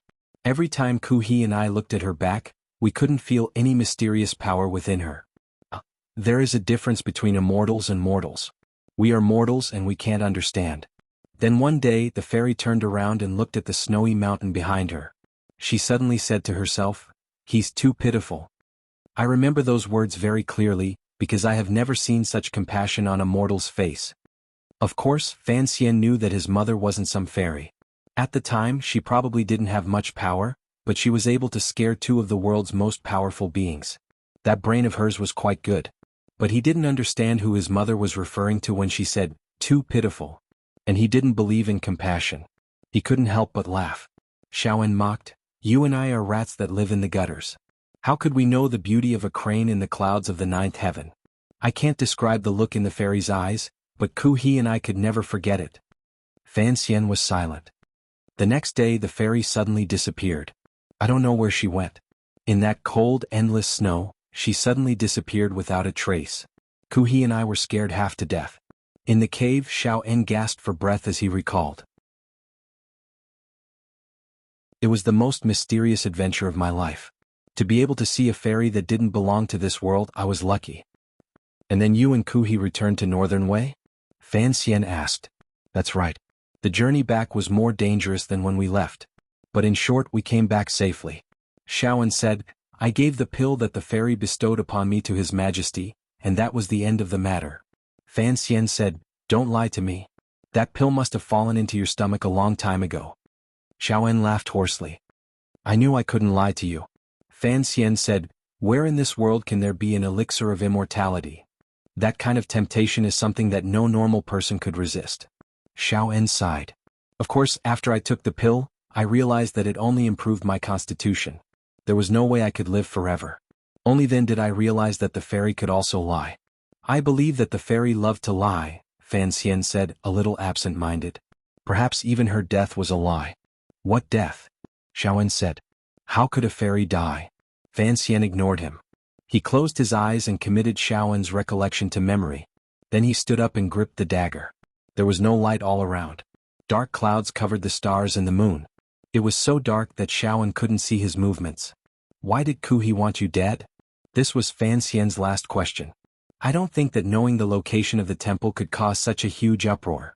Xiaoan felt that Fan Xian's question was strange. Everyone knows what the temple means to the world.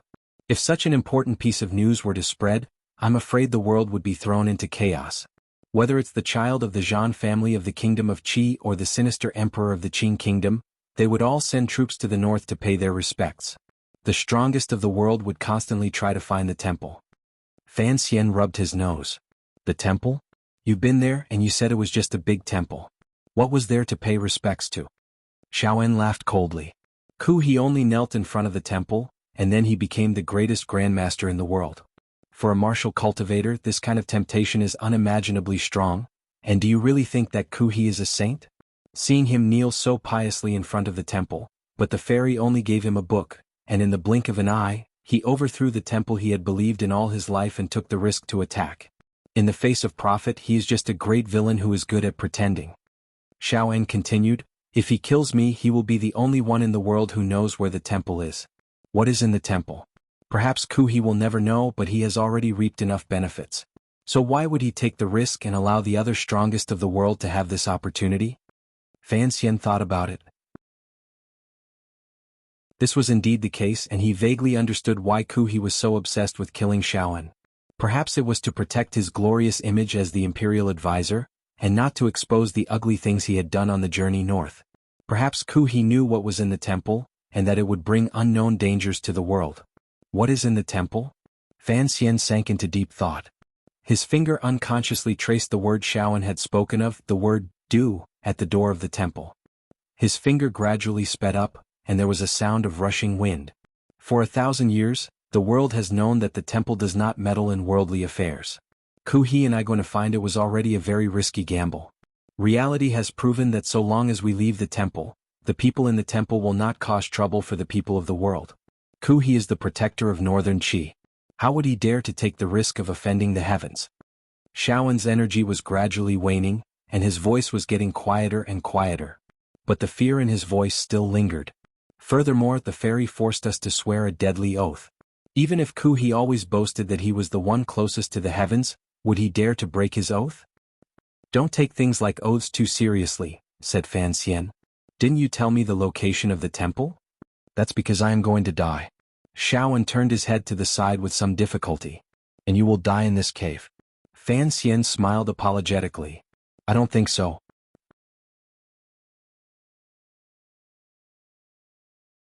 Chapter 243. In the silent night of the valley, there were no weeds as far as the eye could see. Instead, there was a dark night sky that stretched between two precipitous walls.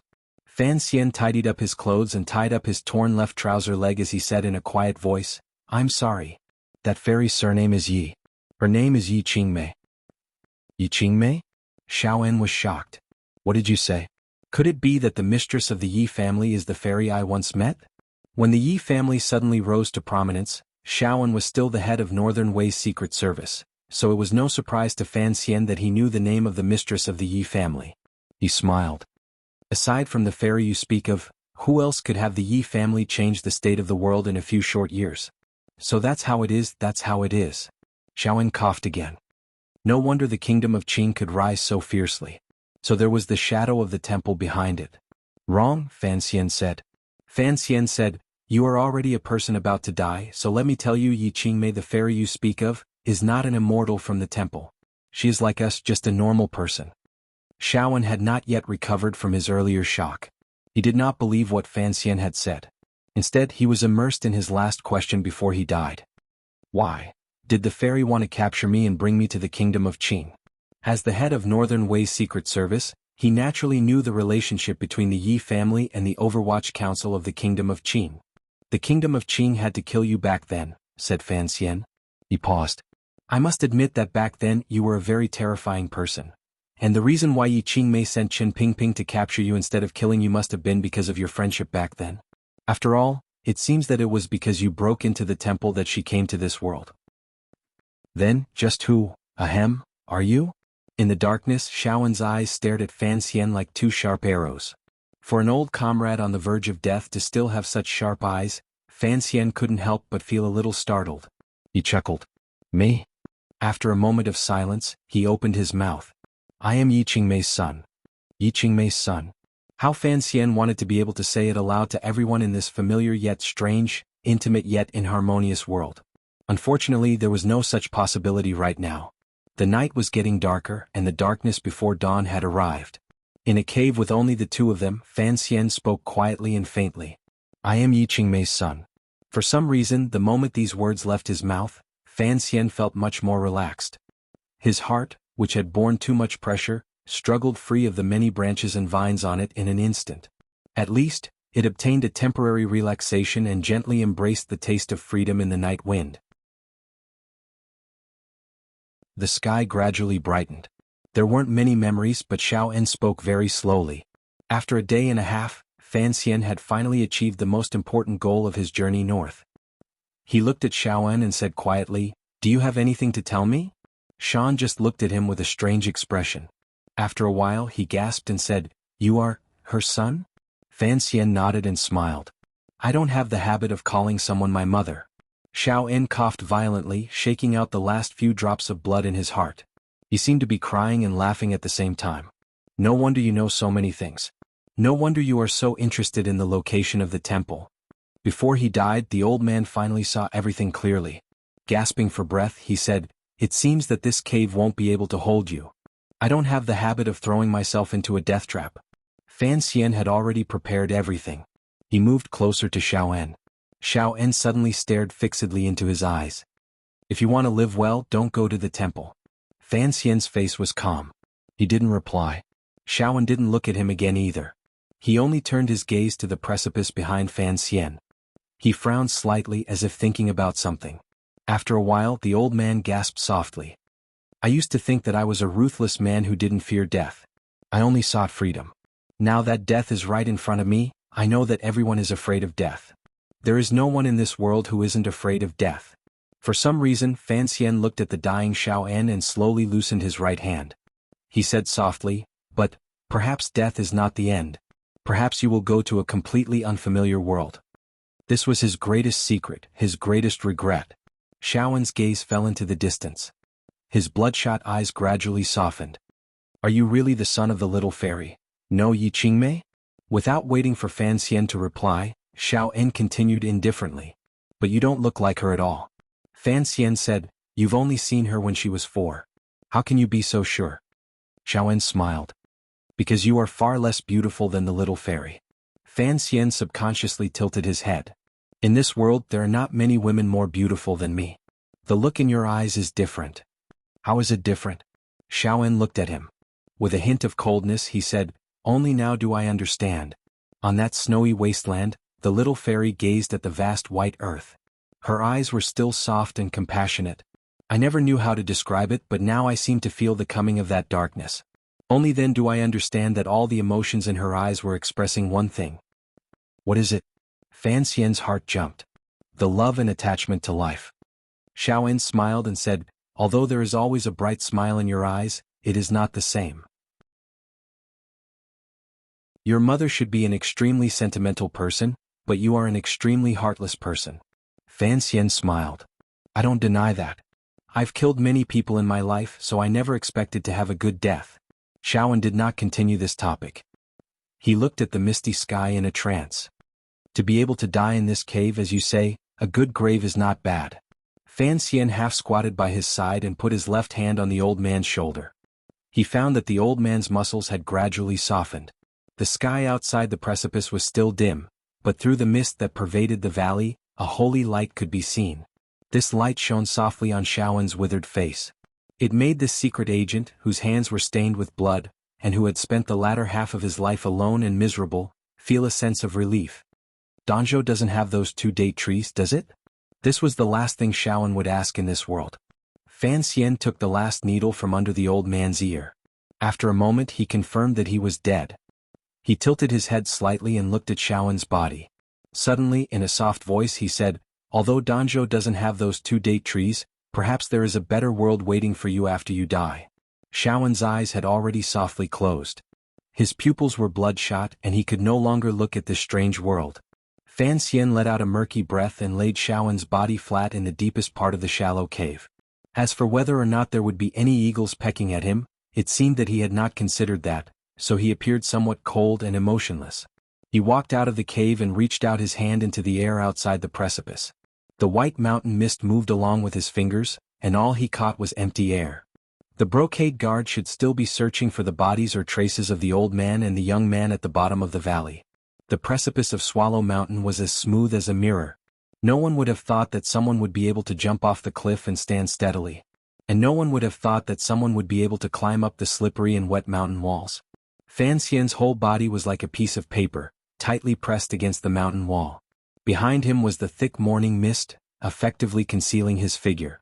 Even if someone was on the opposite side of the mountain wall, they would not be able to discover that he was slowly climbing up like a gecko. When he was in Danzhou from the age of 12 to 16, he had spent a full 4 years controlling his jinqi outside his body. This was an extremely foolish method of cultivation, but Wu Zhu did not care. Fan Xian practiced it to his heart's content. Unexpectedly, later on in Fan Xian's life, it had helped him so much. Crawling like a gecko, sticking close like a snake, Fan Xian carefully climbed up and up and up, his face expressionless. The effects of the ephedra pill had long since faded, and his jinqi was somewhat lacking, so he did not dare to be careless. The shallow grass rustled slightly, and a hand clung to a rock beside the precipice. A person covered from head to toe in black night clothing climbed out of the valley like a ghost. Fan Xian's face was covered by a hat. He turned his head and saw that the valley was quiet as if nothing had happened. After a moment, his heart skipped a beat. Through the thick morning mist, he gazed at the mountain forest, but he could see nothing. But he felt as if someone was watching him, and that person's gaze seemed to be fixed on him. Fan Xian lowered his head slightly and turned around. He did not think, nor did he have time to think. Like a black arrow, he plunged into the thick mist, running in the direction of the capital. Outside the residence of the diplomatic mission in the capital, Gauda held a long knife in his hand. His eyes were as round as a fierce tiger's as he stared at the people in front of the courtyard. The young master had not left the house for a day and night, and all visits from Northern Qi officials had been refused. But early that morning, someone from the brocade guard had come to deliver an edict from the palace, saying that the young emperor wanted Fan Xian to enter the palace for a chat. Few people knew that Fan Xian was not with the diplomatic mission. The commander of the brocade guard, Xinzhong, hoped that Fan Xian was not with the diplomatic mission, but after a night of searching, Fan Xian's body had not been found. So Northern Qi finally became suspicious, and so they urgently wanted to know where Fan Xian was. Who would have thought that the people of Qing would be so rude and unreasonable? Using Fan Xian's drunkenness as an excuse, they forcibly prevented the Northern Qi officials from entering the diplomatic mission. Conflict was about to break out, but at that moment, a rustling sound came from the end of the street. It was not the sound of street sweeps but footsteps. The Northern Qi officials were overjoyed.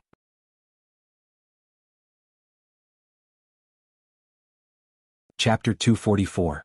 The morning in Shangjing was bustling. Several groups of people had arrived at the entrance of the diplomatic mission. The Northern Qi officials and the brocade guard parted to make a path. They bowed respectfully to the girl who had leisurely approached. "Greetings, Miss Haitang." Haitang's eyes were drowsy as if she hadn't woken up yet. Her hands were still in the pockets of her flowery dress. She yawned and asked, "What are you all doing here?" One of the officials hurried forward to report, "I have come by imperial edict to invite Sir Fan Xian into the palace," but Sir Fan's bodyguard refused to announce his arrival. More officials from the Brocade Guard and Honglu Temple came forward to report their intentions. In short, they all wanted to see Fan Xian. Haitang was slightly startled. She didn't seem to know that so many things had happened in Shangjing in the past 2 days. There was a trace of confusion in her eyes. "Why didn't you announce it?"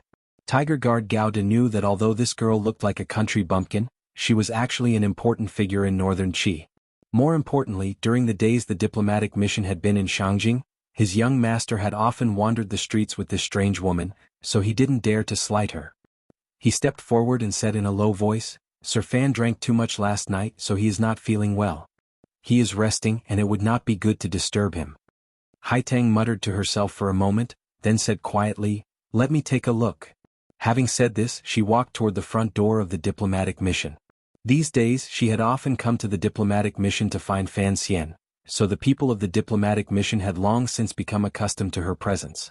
Seeing her stride inside, Lin Wen, who was standing on the stone steps, couldn't help but feel a trace of panic flash through his eyes, but he didn't dare to stop her. Gao De, however, was wholeheartedly protective of his master.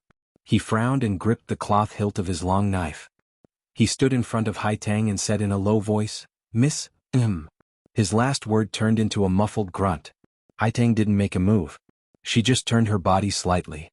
Her cloth shoes, which never seemed to leave the ground, made a rustling sound. For some reason she was already behind Gao Da's Jinqi, which had been accumulating for a long time, couldn't find an outlet. His shoulders trembled slightly and his eyes shone brightly. Haitang smiled and turned to gently pat his shoulder. A strange expression flashed across her ordinary face. "Fan Xian and I are friends. I think he will be willing to see me now." When her palm was about to land on Gao Da's shoulder, an extremely gentle and warm current flowed into him. Gao Da slowly closed his eyes. His right hand exerted strength between his thumb and forefinger. The long saber by his side made a sharp sound as it fiercely stabbed into the stone floor beside his feet. The gravel was slightly scattered, and the tip of the saber was more than 3 inches into the ground. In this exchange, although Gao Da was extremely skilled, he was still no match for Haitang's realm. Moreover, Haitang's identity was rather special, so he was actually unable to make a move and suffered a loss. Gao Da knew that he could not stop Haitang, but he was unwilling to let the young master in the room face Haitang alone. Thus, with a dark expression, he turned and followed the swaying figure into the courtyard. Behind them, the northern Qi officials and brocade guards did not follow. As long as Haitang could confirm whether or not Fan Xian was in the room, it would be fine. There was no need for them to take the risk. "Good morning, Miss Haitang."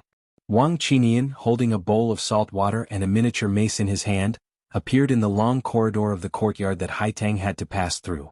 This trusted aide of Fan Xian had seen Haitang a few times and could be considered to be familiar with her. Haitang smiled slightly. She knew that he was here to stall for time, but she was not in a hurry. "What is that in Sir Wang's hand?" Wang Qinian took out the miniature mace from his mouth and extended it in front of Haitang. He laughed and said, "My master invented the toothbrush." "Toothbrush?" Haitang was slightly surprised. "Brushing your teeth?" "Yes." "Why not use willow branches?" "Because this thing is easy to use. It's soft and the brush is exquisite," Wang Qinian said in an ingratiating manner. Only now did he realize that placing the toothbrush that had come into contact with his foul mouth in front of Haitang was a very disrespectful thing to do. He quickly took it back and repeatedly apologized. Haitang smiled bitterly, shook her head and walked inside. Wang Qinian tossed the bowl and the utensils to his subordinate and eagerly followed. He was almost 40 years old and he ran faster than a rabbit. As he walked, he chatted with Haitang. He also said that Fan Xian had drunk too much yesterday and was probably still resting. How about she come back later? Actually, everyone knew that Haitang's sudden appearance in the diplomatic mission this early in the morning could not have been a coincidence. She had to see Fan Xian. In the distance of the corridor, a figure dressed in white was looking at the two of them. Haitang was moved. She turned her head and a chill filled her eyes. So it is the great scholar Yun. Yan Bingyun could see that this last disciple of Ku he was not in a good mood. Although he had been released by the brocade guard, he had always carefully hidden himself in the back of the residence, not wanting to provoke the officials and people of northern Qi. Before he had been imprisoned, Haitang had returned to the palace, and he had met her as the great scholar Yun. Meeting Haitang today made him feel a little awkward, and he silently retreated. Looking at the tightly shut wooden door in front of her, Haitang frowned and reached out to push it open. She was a young woman, and although everyone knew that she had some friendship with Fan Xian, pushing open the door like this was not very polite. Wang Qinian jumped in fright and tried to block the door. But while his qinggong was excellent, there was a huge gap between him and this woman. A gust of wind blew past and the wooden door creaked open. A drop of cold sweat dripped from Wang Qinian's forehead. He didn't know if he would make it in time. Haitang looked calmly at the large bed in the room. Suddenly she said, "Sir Wang, you may leave." Wang Qinian did not move. A tired, cold voice came from the room. "Wang Qinian, you may leave." Wang Qinian took a deep breath, and a look of joy appeared in his eyes. He immediately calmed down and bowed. "Yes, Sir Fan." Haitang walked in with light steps and the wooden door closed behind her. She did not seem surprised, nor was she in a hurry. She took a teapot from the table, poured some cold tea into a cup and sipped it lightly. Then she sat down on a round stool next to the bed. On the bed, under the brocade quilt, Fan Xian's face was pale, and his eyes were smiling. He looked at the village girl sitting by his bed with great interest. After a moment he said, "Are you going to keep looking like this?" Haitang covered her mouth with her hand and yawned. "If it weren't for the Empress Dowager asking me to take a look, do you think I would be happy to come early in the morning and see your ugly state?" Fan Xian smiled and said, "As for my appearance, although I don't like it very much, I know it has nothing to do with the word ugly." He lowered his head to glance at it and then said, "I believe that she is not ugly." Under the quilt, Fan Xian's robe was pulled open, and in his naked chest was a beautiful woman with long hair like a black waterfall. Drinking with women for a day and a night. Haitang didn't seem to see the woman in his arms and yawned again. "She's not very beautiful. Are you going to keep looking like this?" "It seems to me that Sir Fan has no intention of stopping me from looking," Haitang said with a smile. In the end it was Fan Xian who became embarrassed. "Excuse me for a moment so that the woman in my arms can put on her clothes." He calmly said, "You don't have to give me face, but you have to give the woman face. Women, why make things difficult for women?" After the courtesan finished packing, she looked back at Fan Xian with reluctance. The slight resentment, shyness, and charm in her eyes made Fan Xian praise her acting skills. The courtesan bowed to Haitang with a trace of reverence, then pulled up the hem of her dress and walked out of the room, leaving Haitang and Fan Xian alone. Fan Xian was still lying on the bed, his hands behind his head. He didn't care that Haitang had seen his naked upper body. Haitang was a clever person. She didn't pretend to be shy, nor did she scold him. She acted as if the young man on the bed was a block of wood. She directly said, "Do you know what happened in Shangjing these past 2 days?" Fan Xian was startled, but after a moment he laughed. "Forget it. I can't be bothered to waste words with you. Since I'm in Shangjing, how can I not know? Shang Shanhu lost a group of subordinates this time and Shaoan was killed by you. I'm sure your teacher will be very happy." "Congratulations, Mississippi." Haitang looked at him calmly, and the pressure in her eyes grew stronger and stronger. But Fan Xian didn't seem to feel it at all. He still smiled. "Yes, I knew this would happen, so in order to avoid suspicion, I had to lock myself up in the diplomatic mission for 2 days. I'm sure you understand." Haitang didn't know whether he was telling the truth or not, but earlier in the courtyard she had given Fan Xian enough time by taking advantage of Wang Qinian's delay. No one knew why Haitang was willing to do this. Since Fan Xian was in the diplomatic mission, Haitang knew she wouldn't be able to get any more information out of him. This young southern official in front of her, who looked like a beautiful young official, was actually a watertight person. Naturally, she wouldn't be able to catch any clues. She stood up and put her hands in her large pockets. Suddenly, she looked at Fan Xian's naked upper body with interest. Fan Xian stealthily circulated his tyrannical jinqi, and his beautiful face blushed. "Why are you blushing?" Haitang asked with a smile. "You're glowing." Fan Xian suddenly felt an indescribable danger approaching. A day and 2 nights of mental exhaustion caused his face to immediately turn deathly white. "Why are you white again?" Fan Xian took a deep breath and smiled. "The night of spring is bitter."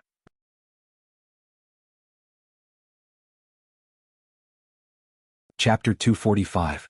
Isn't the spring night too short? Too long is also a pain. The toothbrush you made. I want one. Fan Xian was stunned. He hadn't expected her to make such a request. He smiled bitterly. As far as I know, you can buy them on Xiushui Street. Haitang smiled. Not as good as you. Thank you for the compliment. I didn't think a noble child like you would be willing to spend so much time on such things. Haitang looked at Fan Xian as if to re-evaluate him. Fan Xian slowly closed his eyes and said, "It is clear that you do not know enough about me." Haitang was silent for a moment. "But I only know that after the Empress Dowager's birthday, you will return home. What about your promise to me?" Fan Xian didn't even bother to lift his eyes. "When I'm done sleeping, I'll come and talk to you." Haitang frowned. "That would be good." Fan Xian suddenly opened his eyes. "I'm not in a good mood today, so I don't want to talk. Goodbye." It was the first time Haitang had seen Fan Xian so cold, but she didn't react. She simply left the room. Fan Xian lay on the large bed. He was clearly very tired, but he still could not fall asleep. His expression appeared calm, but his mind was a mess. Without enough time, he could not digest what he had heard and felt last night. He opened his bright eyes and looked at the embroidered canopy on top of the bed. His gaze seemed to pierce through the ceiling, straight through the clouds, and cast into the farthest sky. Now that they had confirmed that Fan Xian was in the diplomatic mission, Northern Qi naturally wondered who had tried to rescue Xiao En from the precipice of Mount Yen. This question was naturally raised. Lang Qiao, Friar He, and Xin Zhong sat on 3 chairs, their brows furrowed. Of the 3, Xin Zhong had the highest rank, but Lang Qiao was Ku He's first disciple and the young emperor's martial arts teacher, so he had the highest rank. Friar He, on the other hand, was silent. Yesterday, after the 2 of them had worked together to force Fan Xian and Xiao En off the cliff, the brocade guard had begun a secret search outside Shangjing. Unexpectedly, a day and a night had passed without any results. In the morning, when they finally couldn't resist asking for help from the palace to force their way into the diplomatic mission, they found Fan Xian sitting on the bed. "Is it not Fan Xian?" Friar He's pale face turned even paler. The poison on his thigh had been purged, but it had also cost him a lot of energy. Lang Qiao closed his eyes and said, "That person must be Fan Xian. He is good at using poison and needles. Other than him, who else could it be?" Friar He frowned. "But that person looks different from Fan Xian." Lang Qiao opened his eyes and said, "People can be disguised." Lang Qiao's status was special, so when he spoke, no one doubted him. But in reality, Fan Xian was perfectly fine in the diplomatic mission. If he had been the one who had fallen off the cliff, how could he have remained in one piece? Unless he was an immortal. Xin Zhong couldn't help but doubt Lang Qiao's judgment. But on the surface, he maintained the benevolent countenance of a wealthy old man. The most likely culprit is Fan Xian, because Shang Shanhu is colluding with a southerner. Only a southerner would know so much about this matter. It can't be one of the aces of Dongyi. Seeing Friar He shake his head in disagreement, Xin Zhong chuckled. Of course, it could be someone else. Other than Fan Xian, who else could it be? Lang Qiao said in a low voice. He didn't like dealing with the heads of secret agents. If it weren't for the fact that Xiao En was involved, he wouldn't have left the palace to help the brocade guard. Xin Zhong glanced at Lang Qiao. With a face full of smiles, he said, "Sir Lang Qiao, the Qing kingdom also has many aces. As for the problem of methods, I think you have heard that there has always been an assassin by Qin Pingping's side called the Shadow. However, no one has seen him and no one knows his methods and style of doing things. Since Fan Xian is the commissioner of the Overwatch Council, then he must have some connection to the Shadow's methods. If that's the case, then the one who attacked the cliff was not Fan Xian but the Shadow." The Shadow was Qin Pingping's bodyguard. Although no one had ever seen him as the head of the Northern Qi secret agents, Xin Zhong naturally knew of his existence. It doesn't matter who it was. Friar He sighed. The most important thing right now is to confirm whether or not Xiao En is dead. Xiao En is dead, Lang Qiao said calmly. When the black-clothed Fan Xian attacked to save Xiao En, Lang Qiao turned around and stabbed his curved knife into Xiao En's abdomen. He was very confident that the force of the knife's tip had cut off Xiao En's life in that instant. Xin Zhong smiled. "That's good. The Imperial Advisor and the Empress Dowager will be very satisfied. I thank you both." Once again the sun was about to sink below the western city wall of Shangjing. Just like every day for thousands of years, the slightly hot wind swirled around the slightly withered leaves and crashed into the various houses in Shangjing. It swirled past people's bodies and swept past the silent tree trunks. After nightfall, the wind gradually cooled. Fan Xian wore an unlined robe and stood next to a tree in the rear courtyard of the diplomatic mission. His eyes narrowed as he watched the first star appear on the horizon. In this weather he didn't need to wear an unlined robe, but his body was too tired, so he was a little afraid of the cold. He carefully folded the letter in his hand. He didn't use the strength of his palms to shatter it like he usually did. Because this letter was not a secret letter from the council. It was just an ordinary letter from home. The letter was written by Wan He. Although news from home had been continuously spreading to the north, this was the first time Fan Xian had received a letter from his wife. Presumably, she had been waiting at home a little anxiously. His father-in-law, the prime minister, had already stepped down, and Debeo had already been brought to Fan Manor. Ruoruo was as calm as usual, as if she hadn't been disturbed by the rumors of marriage. His father was busy with court affairs. These were all the contents of the letter. At the end of the letter, there was nothing about longing, nor was there any urging of a certain person's journey. There were only a few lines. The summer night wind has stopped, and I am troubled in my dreams. I know that you will not return and my black hair grows longer. How long has it been since we parted? Thinking of you is like 3 days. Why have you come? To bury your head in your books. Thinking of you is like 3 days. Yesterday, today, and tomorrow. Fan Xian smiled. He could feel the faint longing in the letter and the woman's rare relaxed mood. He felt a little comforted. These days, he had been busy with many conspiracies, and inevitably his longing for the woman at home had faded. Occasionally when he thought of her he felt a little guilty. He and Haitang had arranged to meet the day after tomorrow, and for some reason he was now looking forward to this meeting.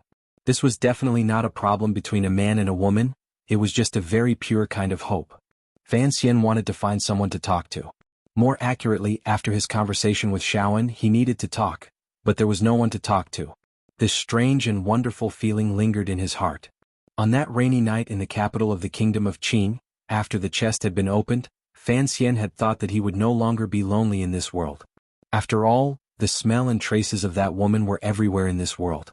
But now he truly felt that he was still lonely, because that woman had already disappeared without a trace. Shaoan was right. I really am a heartless person, Fan Xian thought to himself. Fan Xian thought to himself that he was a man without friends. He shook his head and walked into the side room. There were only 3 people in the room: Fan Xian, Yan Bingyun, and Wang Qinian. This was the last internal meeting of the Overwatch Council in Shangjing. Yan Bingyun looked at Fan Xian calmly. Master Fan, have you gotten anything out of him? This was a situation that Fan Xian had already anticipated. He had used all the power of the Overwatch Council and Xinjiang to obtain such a clever death trap.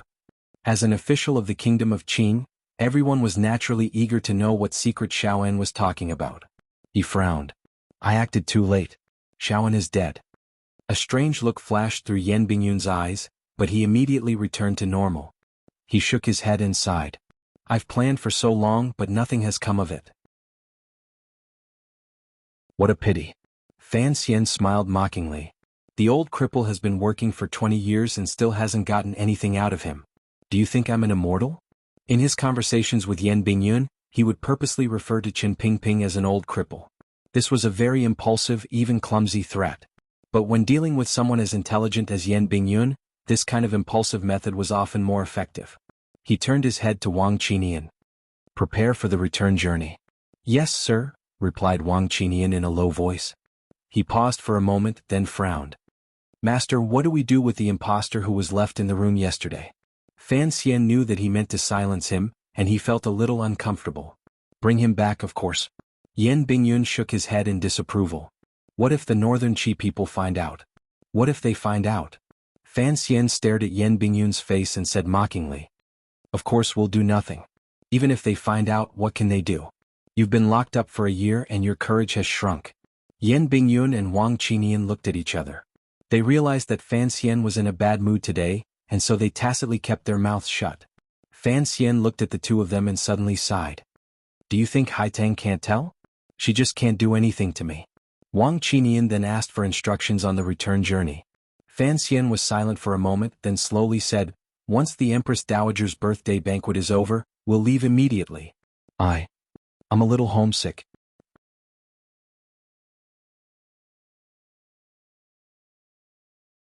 Chapter 246. Wang Qinian accepted the order and was about to leave to make the arrangements, as well as discuss the matter with Lin Wen and Lin Jing. After all, the diplomatic mission was to bring along the noble princess. Suddenly he heard Fan Xian say, "The horses we prepared on the way here, Wang Qinian, you must take care of them. Do not cause any trouble for the farmers." Yan Bingyun had not participated in the initial plan, so he did not understand. Wang Qinian looked at Fan Xian. Fan Xian waved his hand and he pushed open the door and left. Yan Bingyun raised his eyebrows. The three of them made three gestures, each with its own meaning. Fan Xian smiled. "Why do you have to endure so much in front of me?" Yan Bingyun did not smile. He slowly raised the teacup in front of him and took a sip. With the respect of a subordinate, he said, "Since the commissioner does not want me to know, no matter how curious I am, there is no need for me to ask." Fan Xian did not think too much about it. This was only the initial plan. Since it has been abandoned, of course I have to clean it up. Then he used very simple words to explain to Yan Bingyun that when Fan Xian had just entered spring, he had found a young official of the Overwatch Council who looked similar to him in the capital. Then he had kept him in his boudoir. In the initial plan, this impersonator was supposed to play a role on the journey back from northern Qi. He was supposed to pretend to be Fan Xian and follow the diplomatic mission south, while the real Fan Xian stayed in Shangjing to take care of matters that needed to be taken care of. "You originally planned to stay in Shangjing alone?" Yan Bingyun frowned. "What matters were you going to take care of?" Fan Xian looked at him and said, "Qin Pingping wants Xiao En dead, so I plan to stay in Shangjing and kill him, then rush to the border to meet up with the diplomatic mission. That way, if Xiao En dies, the northern Qi people won't be able to pull a fast one and slaughter our diplomatic mission." Yan Bingyun asked, "You were talking to Sir Wang about the horses along the way?" Fan Xian smiled and explained, "Before the diplomatic mission departed from the capital, I had already asked some people in the council and some people in the palace treasury to help raise some good horses for the journey south. Of course, these horses were all secretly kept in the stable, so they wouldn't alert the northern Qi officials. After you kill Xiao En in Shangjing, you change horses all the way and rush to the border as fast as you can?" Yan Bingyun sneered. "Riding alone for 1,000 miles? Is there a problem?" Yan Bingyun sighed. "This is the real world, not a novel. If we had followed the original plan and you killed Xiao En, northern Qi would have closed Shangjing, and the armies of the various provinces would have sealed off the roads leading south. How could you have gotten back south on your own?" Fan Xian smiled and said, "Back then Qin Pingping was able to bring so many people back to the south. Why can't I do it alone? You might have been brave, but the plan was stupid." Yan Bingyun shook his head. "You are the commissioner of the council and you should value your life. And in this plan, even if northern Qi relaxed their guard because of the diplomatic mission's departure, you couldn't have assassinated Xiao En in Shangjing, where there were so many hidden dragons and crouching tigers." Fan Xian naturally wouldn't tell this man about the anti-sniper rifle. After all, Wu Zhu was missing, the chest was missing, the eldest princess was in cahoots with Shang Shanhu, and little Xian had reaped the rewards. Things had changed again and again, and the plan had become what it was now. Tomorrow was the day after tomorrow.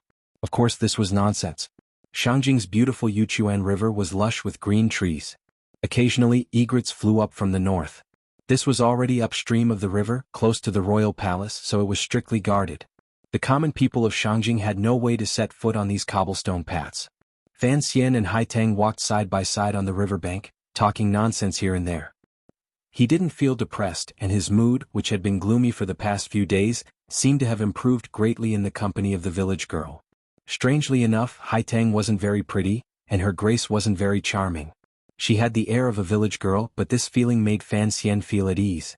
After a few words of nonsense, the conversation immediately turned to business. Haitang frowned slightly. "The Empress Dowager still hasn't relented. Can you think of any way?" Fan Xian sighed. "Your emperor wants to marry a wife, and yet he wants my help." He suddenly looked at Haitang, his calm eyes containing a trace of displeasure. "Since you are Sea Lily's good friend, of course you know some things. Don't you think that asking for my help would make her feel uncomfortable?" Haitang's hands were in her pockets, and her feet were dragging on the bluestone ground by the riverbank. Her eyes were calm as she looked at the drooping willow tree in front of them. "If you could do what Sea Lily wanted, then she wouldn't have come to Shangjing. Since you are a heartless person, why be so pretentious? I think her entering the palace is something you want to see. After all, from now on, even if you are far away in the south, you will have someone to talk to in the palace of northern Qi." Fan Xian had never expected her to tell him everything so thoroughly, not giving him a chance to hide anything. His heart trembled and he was a little embarrassed. He felt as if the thin layer of clothing on his body had been stripped off, revealing the selfishness and heartless beneath. After a moment of silence, he smiled bitterly. I'm only an official. I don't have enough power to change everything. So you tacitly allowed this to happen. Haitang's tone wasn't aggressive, but there was an inexplicable sense of oppression in her open and above-board manner.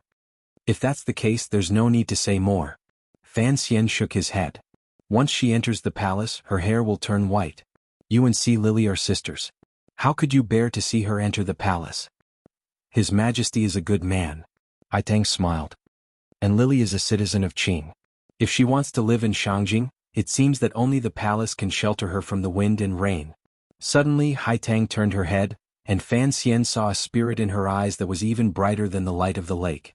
In Fan Xian's life, the brightest eyes were Yi Ling-er and Haitang, but Yi Ling-er's eyes were bright and innocent, and Haitang's eyes were bright and full of understanding and indifference after seeing through the affairs of the world.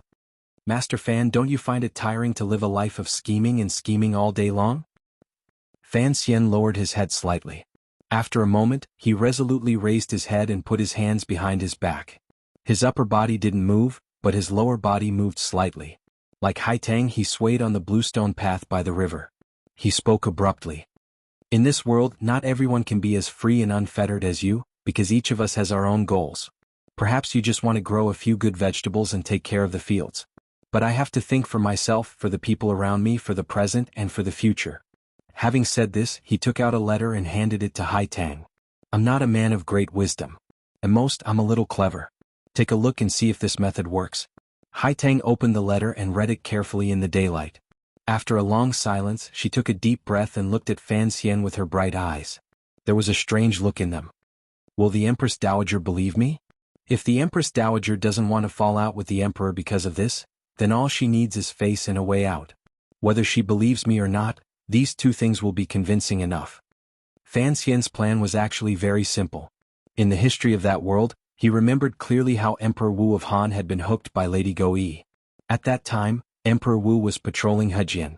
Suddenly, a magician claimed that there were auspicious clouds there, indicating that there must be an extraordinary woman living there. After hearing this, Emperor Wu immediately ordered a search, and indeed, the beautiful girl was found. However, although she was beautiful, she had been ill since childhood. She rarely ate and her hands were clenched into fists. No one could make her stretch them. Emperor Wu was captivated by her beauty and personally tried to bend her fists. Then a miracle happened. Her hands easily recovered to their healthy state. Even stranger was that in her right hand, there was still a small jade hook tightly clenched. Emperor Wu was very happy. He immediately brought her into the palace and gave her the title of Lady Fist. Later she became Lady Go Yi. Who is this emperor you're talking about? Haitang asked. Fan Xian smiled. It's a story I made up. He paused and said, of course it's fake. Emperor Wu of Han is not an idiot. Maybe he came up with this. Haitang was a little naive when it came to matters between men and women. She hesitantly asked, then what should we do? Fan Xian shook his head in annoyance. Who are you? He asked. Haitang subconsciously fell into silence. Fan Xian was startled. He wondered if this girl who wanted to study the way of heaven had been dragged into a philosophical problem. He quickly coughed and said, you are Ku He's disciple and Ku He is the imperial advisor. If Ku He said that there were auspicious clouds in the west of the capital, and that there was an extraordinary woman beneath them, it would be much more convincing. Haitang smiled bitterly. Why would master play along with me? Fan Xian snorted in his heart. Your master dared to eat human flesh and has always doted on you. It's not too much to play along with you.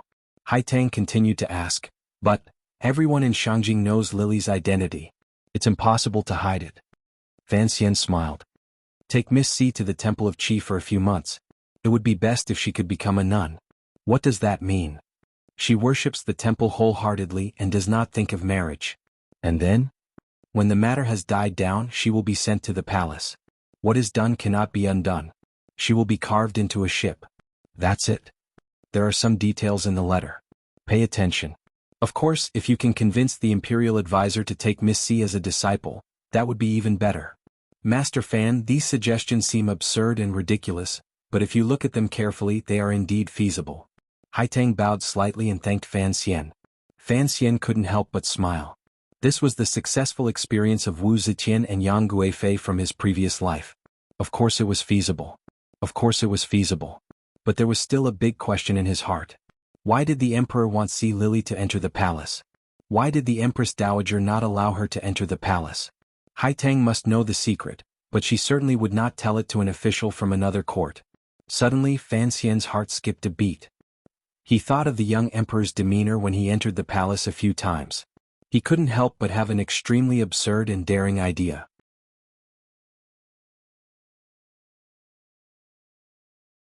Chapter 247. Naturally, Fan Xian would not tell the girl beside him what he was thinking. He just unconsciously sucked in a breath of cold air as if he had a toothache. Hai Tang glanced at him and said nothing. She continued to walk along the Yuchuan River. After walking for a short while, she came to the outskirts of a small garden. The bamboo fence was the door, the well was at the side of the courtyard, and the stone table was under the shade of the west. Yellow, mottled chicks were silently making a fortune from rice. This was, of course, where Hai Tang grew vegetables. Fan Xian shook his head helplessly. People can't be compared to each other. To be honest, Miss has always put on an act of being close to nature, but compared to the stinking pigsty in the village, this elegant place, only now do I know that planting vegetables and raising chickens also need to pay attention to the realm. These words were clear praise, but they were actually derogatory. Hai Tang only smiled and said, "Do you think I'm happy to stay in Shangjing? But my teacher has orders and the palace has a request, so I can only ask for a quiet garden nearby." Fan Xian laughed. "I'm afraid that Xin Zhong and the others plotted this garden for you to grow vegetables. What kind of good people and rich gentry did they harm?" Hai Tang said, "That is what I do not know and cannot control." She spoke indifferently and Fan Xian also listened indifferently. This was one of the things he admired about Hai Tang. As a transcendent figure in northern Qi, she did not forcefully pretend to be a fairy. She was not sour, not impatient, not deliberately indifferent. She just followed her heart, which was good.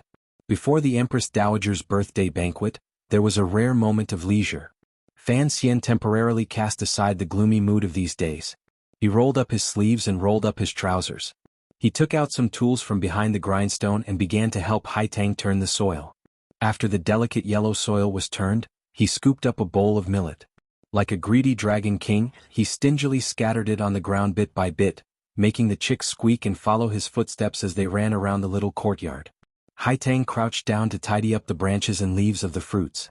She smiled as she watched Fan Xian play. Her gaze would occasionally land on his left leg. Halfway through, Fan Xian was tired and a little hot. He picked up a bucket of water from the well and stuck his head in to drink a few mouthfuls.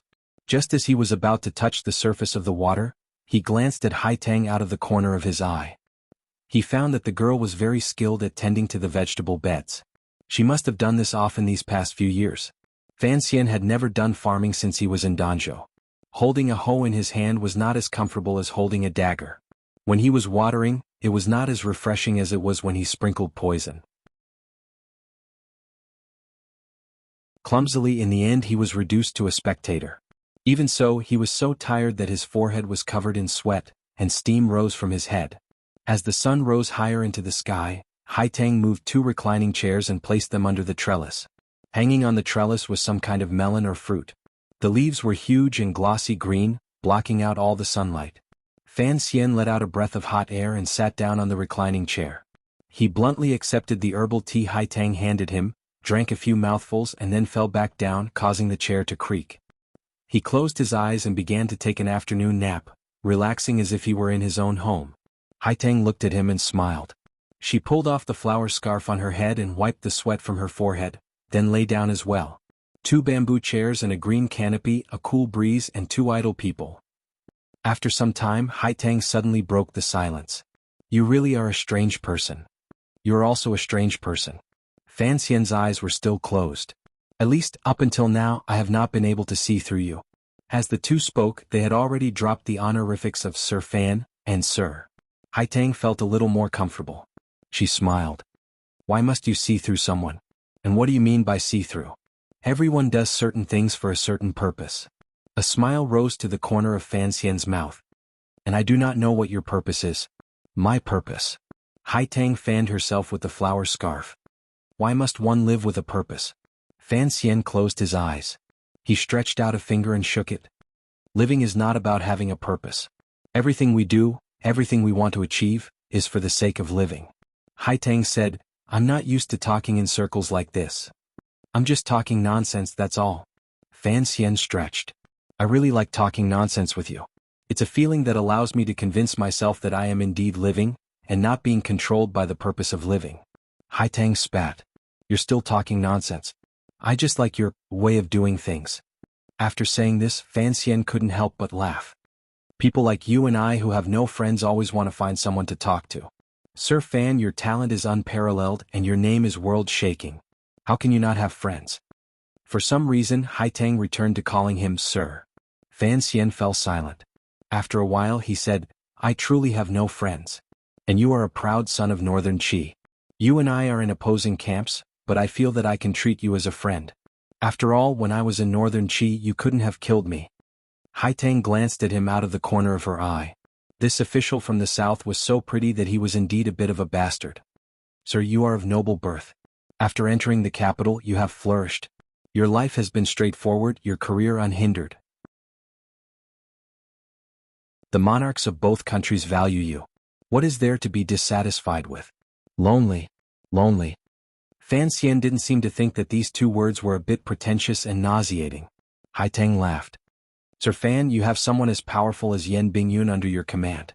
In the south, you are a powerful official of the Overwatch Council.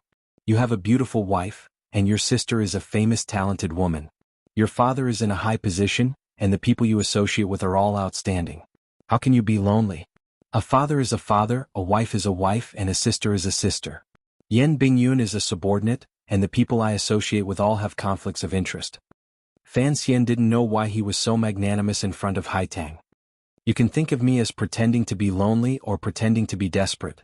In any case, my position as an official is not easy and my son is not happy either. Haitang's eyes were as bright as the sky. Sir Fan, could it be that you want to be friends with me? Let's not talk about friends for now, Fan Xian said. At least staying with you is more relaxing. This is an enjoyment that is hard to come by for me. What if I have other plans for you? You won't, Fan Xian replied with great confidence. Sir, you seem to have forgotten that there is enmity between us. It doesn't matter. At least right now, if someone wants to kill me, you will certainly help me. Fan Xian's long-hidden weariness finally revealed some of it. Sir Fan, I've always been curious. Why? Why were you willing to come to Northern Qi? Haitang looked at him with a smile. Actually, the affairs of the southern officialdom were no secret in the north. Of course, she knew about the mysteries and the relationship between the emperor's family. Fan Xian laughed. I'm not telling you. Haitang was speechless. Fan Xian turned over and got off the deck chair. He stretched. I'm hungry. Haitang replied, there is rice in the house, water in the well, and vegetables in the garden. You can make it yourself. Fan Xian sighed. When a man says to any woman other than his wife that he is hungry, he is usually saying that the liquor bug in his stomach is hungry. The most luxurious, quiet, and well-organized restaurant in Shangjing was the Centenary Pine House. Today an honored guest had arrived. This guest was quite expensive, so the owner of the Centenary Pine House personally waited outside.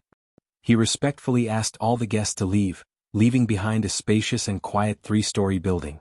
The owner of the restaurant was naturally surprised, but the owner did not explain. He was also a high-ranking person with informants in the court. He had long seen through the identity of the man and woman. The man was the immortal poet of the southern court, and the woman was the emperor's aunt. The two of them together were characters who could take a stroll on the stone streets of the palace, let alone a restaurant. In a private room facing the street, Fan Xian squinted at the scenery as he poured wine into his mouth. After drinking 3 cups, he frowned and called for the owner to come in for a change. The owner saw that his complexion was not good, and immediately gave up on the idea of asking for the immortal poet's calligraphy. He went to Northern Qi's most famous green rice. Fan Xian took a sip and nodded. Haitang was a little annoyed. Before, it was Wuliangye, the best liquor in the world. Is Master Fan not satisfied? I do like to drink strong liquor. Fan Xian turned his head to look at her. His expression was a little strange. But right now, I don't want to drink Wuliangye because there's something else about it. I can't relax too much. Wuliangye had the taste of Qingyu Hall, the taste of Yi, and the taste of Fan Xian. He didn't like it today. Haitang fell silent again. She just watched Fan Xian drink. Her eyes grew brighter and brighter as if she was enjoying something very interesting. As he got tipsy, Fan Xian's eyes became a little hazy, and his smile became more relaxed. Don't you think I've lived a happy life, and yet I'm pretending to drown my sorrows in wine? Is that funny? Young people don't know the taste of sorrow. Fan Xian tapped his chopsticks on the bowl and sang. This was the first poem he had copied since his reincarnation. Now that he thought back to the past, he felt even more complicated. He sang softly again. Stay in Qing, suddenly meet my benefactor. Fortunately, mother, accumulated a shady merit. Advise life, help the needy and help the poor. Don't be like my evil uncle and treacherous brother, who love money and forget his own flesh and blood. It is multiplication, division, addition and subtraction, above the firmament. This was the verdict of Sister Qiao in Dream of the Red Chamber. Leave Yu Qing. Haitang's eyes shone even brighter. Fan Xian let out a long sigh. He raised his cup and drained it in one gulp. Miss Haitang, don't mind me. Just let me get drunk. Why should I get drunk? There were many reasons why a man wanted to drink. The most adequate reason was that he was depressed and under pressure. On this trip to northern Qi, Fan Xian had obtained the secret of the temple, forged the friendship between the two countries, and successfully gathered the spy network in the north. No matter how one looked at it, it was a beautiful spring day. Why was he so gloomy? Where did that pressure come from? It was actually very simple. He was gloomy because he had nowhere to go. Fan Xian had told Xiao En in the cave that he was a passerby in this world, and so he had always viewed this world as a tourist. Even after 18 years of ups and downs, he still felt somewhat estranged from this world. If there was no Wanner, if there was no sister, if there was no Wu Zhu, Fan Xian would have wanted nothing more than to be free and go to the world to enjoy himself. The pressure came from the conversation in the cave. Qin Pingping had made Fan Xian set his sights higher, even higher than the world. After Fan Xian found out where the temple was, he began to understand. He began to bear this pressure alone. And this secret, which concerned the world, had squeezed Xiao En for decades. Who knew how long it would continue to squeeze Fan Xian? If he went to the temple, of course he would die 100 times and survive. What about the people he wanted to protect? If he did not go, he would never know what had happened in the past. Fan Xian was very angry. Before he knew, he wanted nothing more than to dig Xiao En's head open. Now that he knew, he wished he never knew. Originally, for the sake of safety, he should have returned to the capital and enjoyed a few years of glory in the officialdom and the business world, and buried the matter of the temple forever in his heart. But he was always somewhat unwilling, so he somewhat hated himself for thinking so much about Yi Qingmei, and the mother of this body. So he did not want to drink the 5-grain liquor. He even looked at the glass in his hand and felt the urge to throw it to the ground and shatter it. The verdict given to Qiao Jie in Dream of the Red Chamber really seemed to be written for him. Fortunately, he had been reborn, fortunately, he had met his benefactor, fortunately, he had his mother who had accumulated a shady skill, allowing him to easily and effortlessly obtain a large sum of wealth and the help of a large group of powerful people. What should he do in the remaining years of his life? Haitang's bright eyes seemed to be able to see through a person's heart. She slowly said, "Advise life, help the needy and comfort the poor." Fan Xian was startled awake. Although he knew that even if he was dead drunk, he could not reveal his secrets in front of anyone, but why would Haitang say this? In truth, Haitang had only said this by chance. She looked at Fan Xian's slightly deranged expression and thought of the legendary banquet in the palace of the Southern Dynasty, when the immortal of poetry first appeared in the world. She thought that Fan Xian's path of life had been set, and endless prosperity had come along the way, but he had developed a world-weary and decadent heart. This kind of situation was very common in scholars, so Haitang had said this quietly purely from the bottom of her heart. She wanted to advise Fan Xian to wholeheartedly serve the people of the world, because Haitang had always believed that Fan Xian was, in his bones, a scholar. The world is bustling with activity, all for the sake of profit, Fan Xian said mockingly. Miss Haitang cultivates the way of the gods. She is close to nature and cherishes the people, but she does not know that they only want profit. I have no ambition to open up new territories, and I also want the people of the world to live a bit more comfortably. But that must be me first. But to let the people live a bit more comfortably, I must hold power in my hands. But in the court of this world, if you want to hold a high position, how can you live comfortably? Haitang heard the cold intent in his words and was slightly startled. Master Fan, you hold power in your hands. Please remember the word, righteousness. Too vulgar, too vulgar. Fan Xian knocked his chopsticks against the ground, but the porcelain bowl did not shatter. How many people are different from animals? Hai Tang continued to frown. Only righteousness is in the ears of the people. Although Master Fan and I live in different countries, the people of the world, whether the people of the kingdom of Qing or the people of the kingdom of Qi, are all unique creatures. If you still have any reverence for the word righteousness, I hope that after you return to your country, you will do your best to stop the world from fighting again. Stopping the world from fighting, this was Hai Tang's goal, the goal that Fan Xian had always guessed. It was a very large memorial archway. If someone else had said it, they would have found it disgusting. But coming from Hai Tang, it seemed very natural and easy to believe. Fan Xian laughed mockingly. Then Shaoan is not a living creature? Hai Tang said, killing one Shaoan can save tens of thousands of people. Why not? If Shaoan escaped from prison and joined forces with Shang Shanhu and his son, his imperial power would soar. Then he would spit out the secret of the temple. With the ambitions of the young emperor of northern Qi, the world would probably be plunged into the fires of war in a few years. So what she said made some sense. Fan Xian had no awareness of a politician or a moralist. He laughed coldly. If 100 people have to die, kill 49 and live 51. Will you kill them or not? Hai Tang was silent for a long time.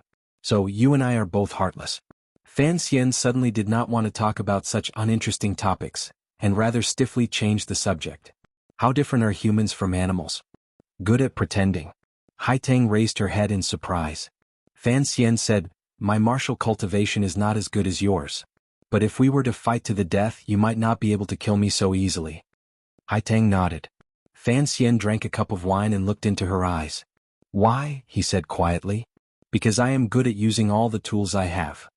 In martial cultivation, the most important thing is to cultivate the heart. The power of external objects cannot be relied on for long, Hai Tang replied quietly. Fan Xian shook his head. Those who value righteousness do not necessarily use it to their fullest potential. Those who seek profit do not necessarily lack righteousness. Righteousness is great profit. As long as the goal is correct, why care about the means? After saying this, Fan Xian was stunned. This small talk was meant to divert the topic, but it had inadvertently touched upon his own heart. It was like a ray of light had suddenly struck his heart, and he immediately understood what his true feelings were. A heartless person? Perhaps he was a sentimental person at heart. All his life he had always said that he wanted to live well, but he never knew how to live well. Today he finally had a chance. At this moment, his heart was sober, but his eyes were strong with alcohol. He stared at Hai Tang and slowly said 2 words. Thank you. Hai Tang was at a complete disadvantage in terms of words today, but it was not like he shy ran. Hearing the word thank you, she felt a little lost in her heart. Looking at the determination in Fan Xian's drunken eyes, she suddenly felt a little uneasy. She thought for a moment and her eyes became clearer. Given your talent, the South will be a good stage in the future. Since you do not wish to fight, you are my friend. I hope that when you rise to the 1,000 mountains, you will be careful and think of the people. Do not have the slightest complacency. This is the right path. Fan Xian gently placed his wine cup on the table and said quietly, don't worry, I have just started. Other than Ku He, Hai Tang was the #1 ace in northern Qi. With such a beautiful woman guarding him, all of the hesitation in his heart was dispelled. Fan Xian drank to his heart's content. Although he was a bit childish and refused to drink Wuliangye, he had drunk too much green rice. In the end, his throat was dry and spicy, his chest swelled, and his mind was muddled. He floated back to his senses and happily collapsed on the table. This was the first time since Fan Xian had opened the chest that he had become so drunk that he had lost consciousness. It was in a restaurant in the enemy country of Shangjing, and in front of Hai Tang, who he did not know was friend or foe. Acting like this was really old-fashioned and stupid. You really are a person who cannot be seen through. Hai Tang looked at Fan Xian, who had collapsed on the table and was sleeping sweetly like a child. She smiled. I have always wanted to see Sir Shuiqin. That you're tuning in to the Han Li's Wuxia Adventures YouTube channel. We're so grateful for your support, and don't forget to subscribe to join us on this incredible journey through captivating stories. Your generosity through donations truly makes a world of difference, as it's the primary source of revenue that allows me to expand and enhance this channel for you. Thank you from the bottom of my heart for being a part of this adventure.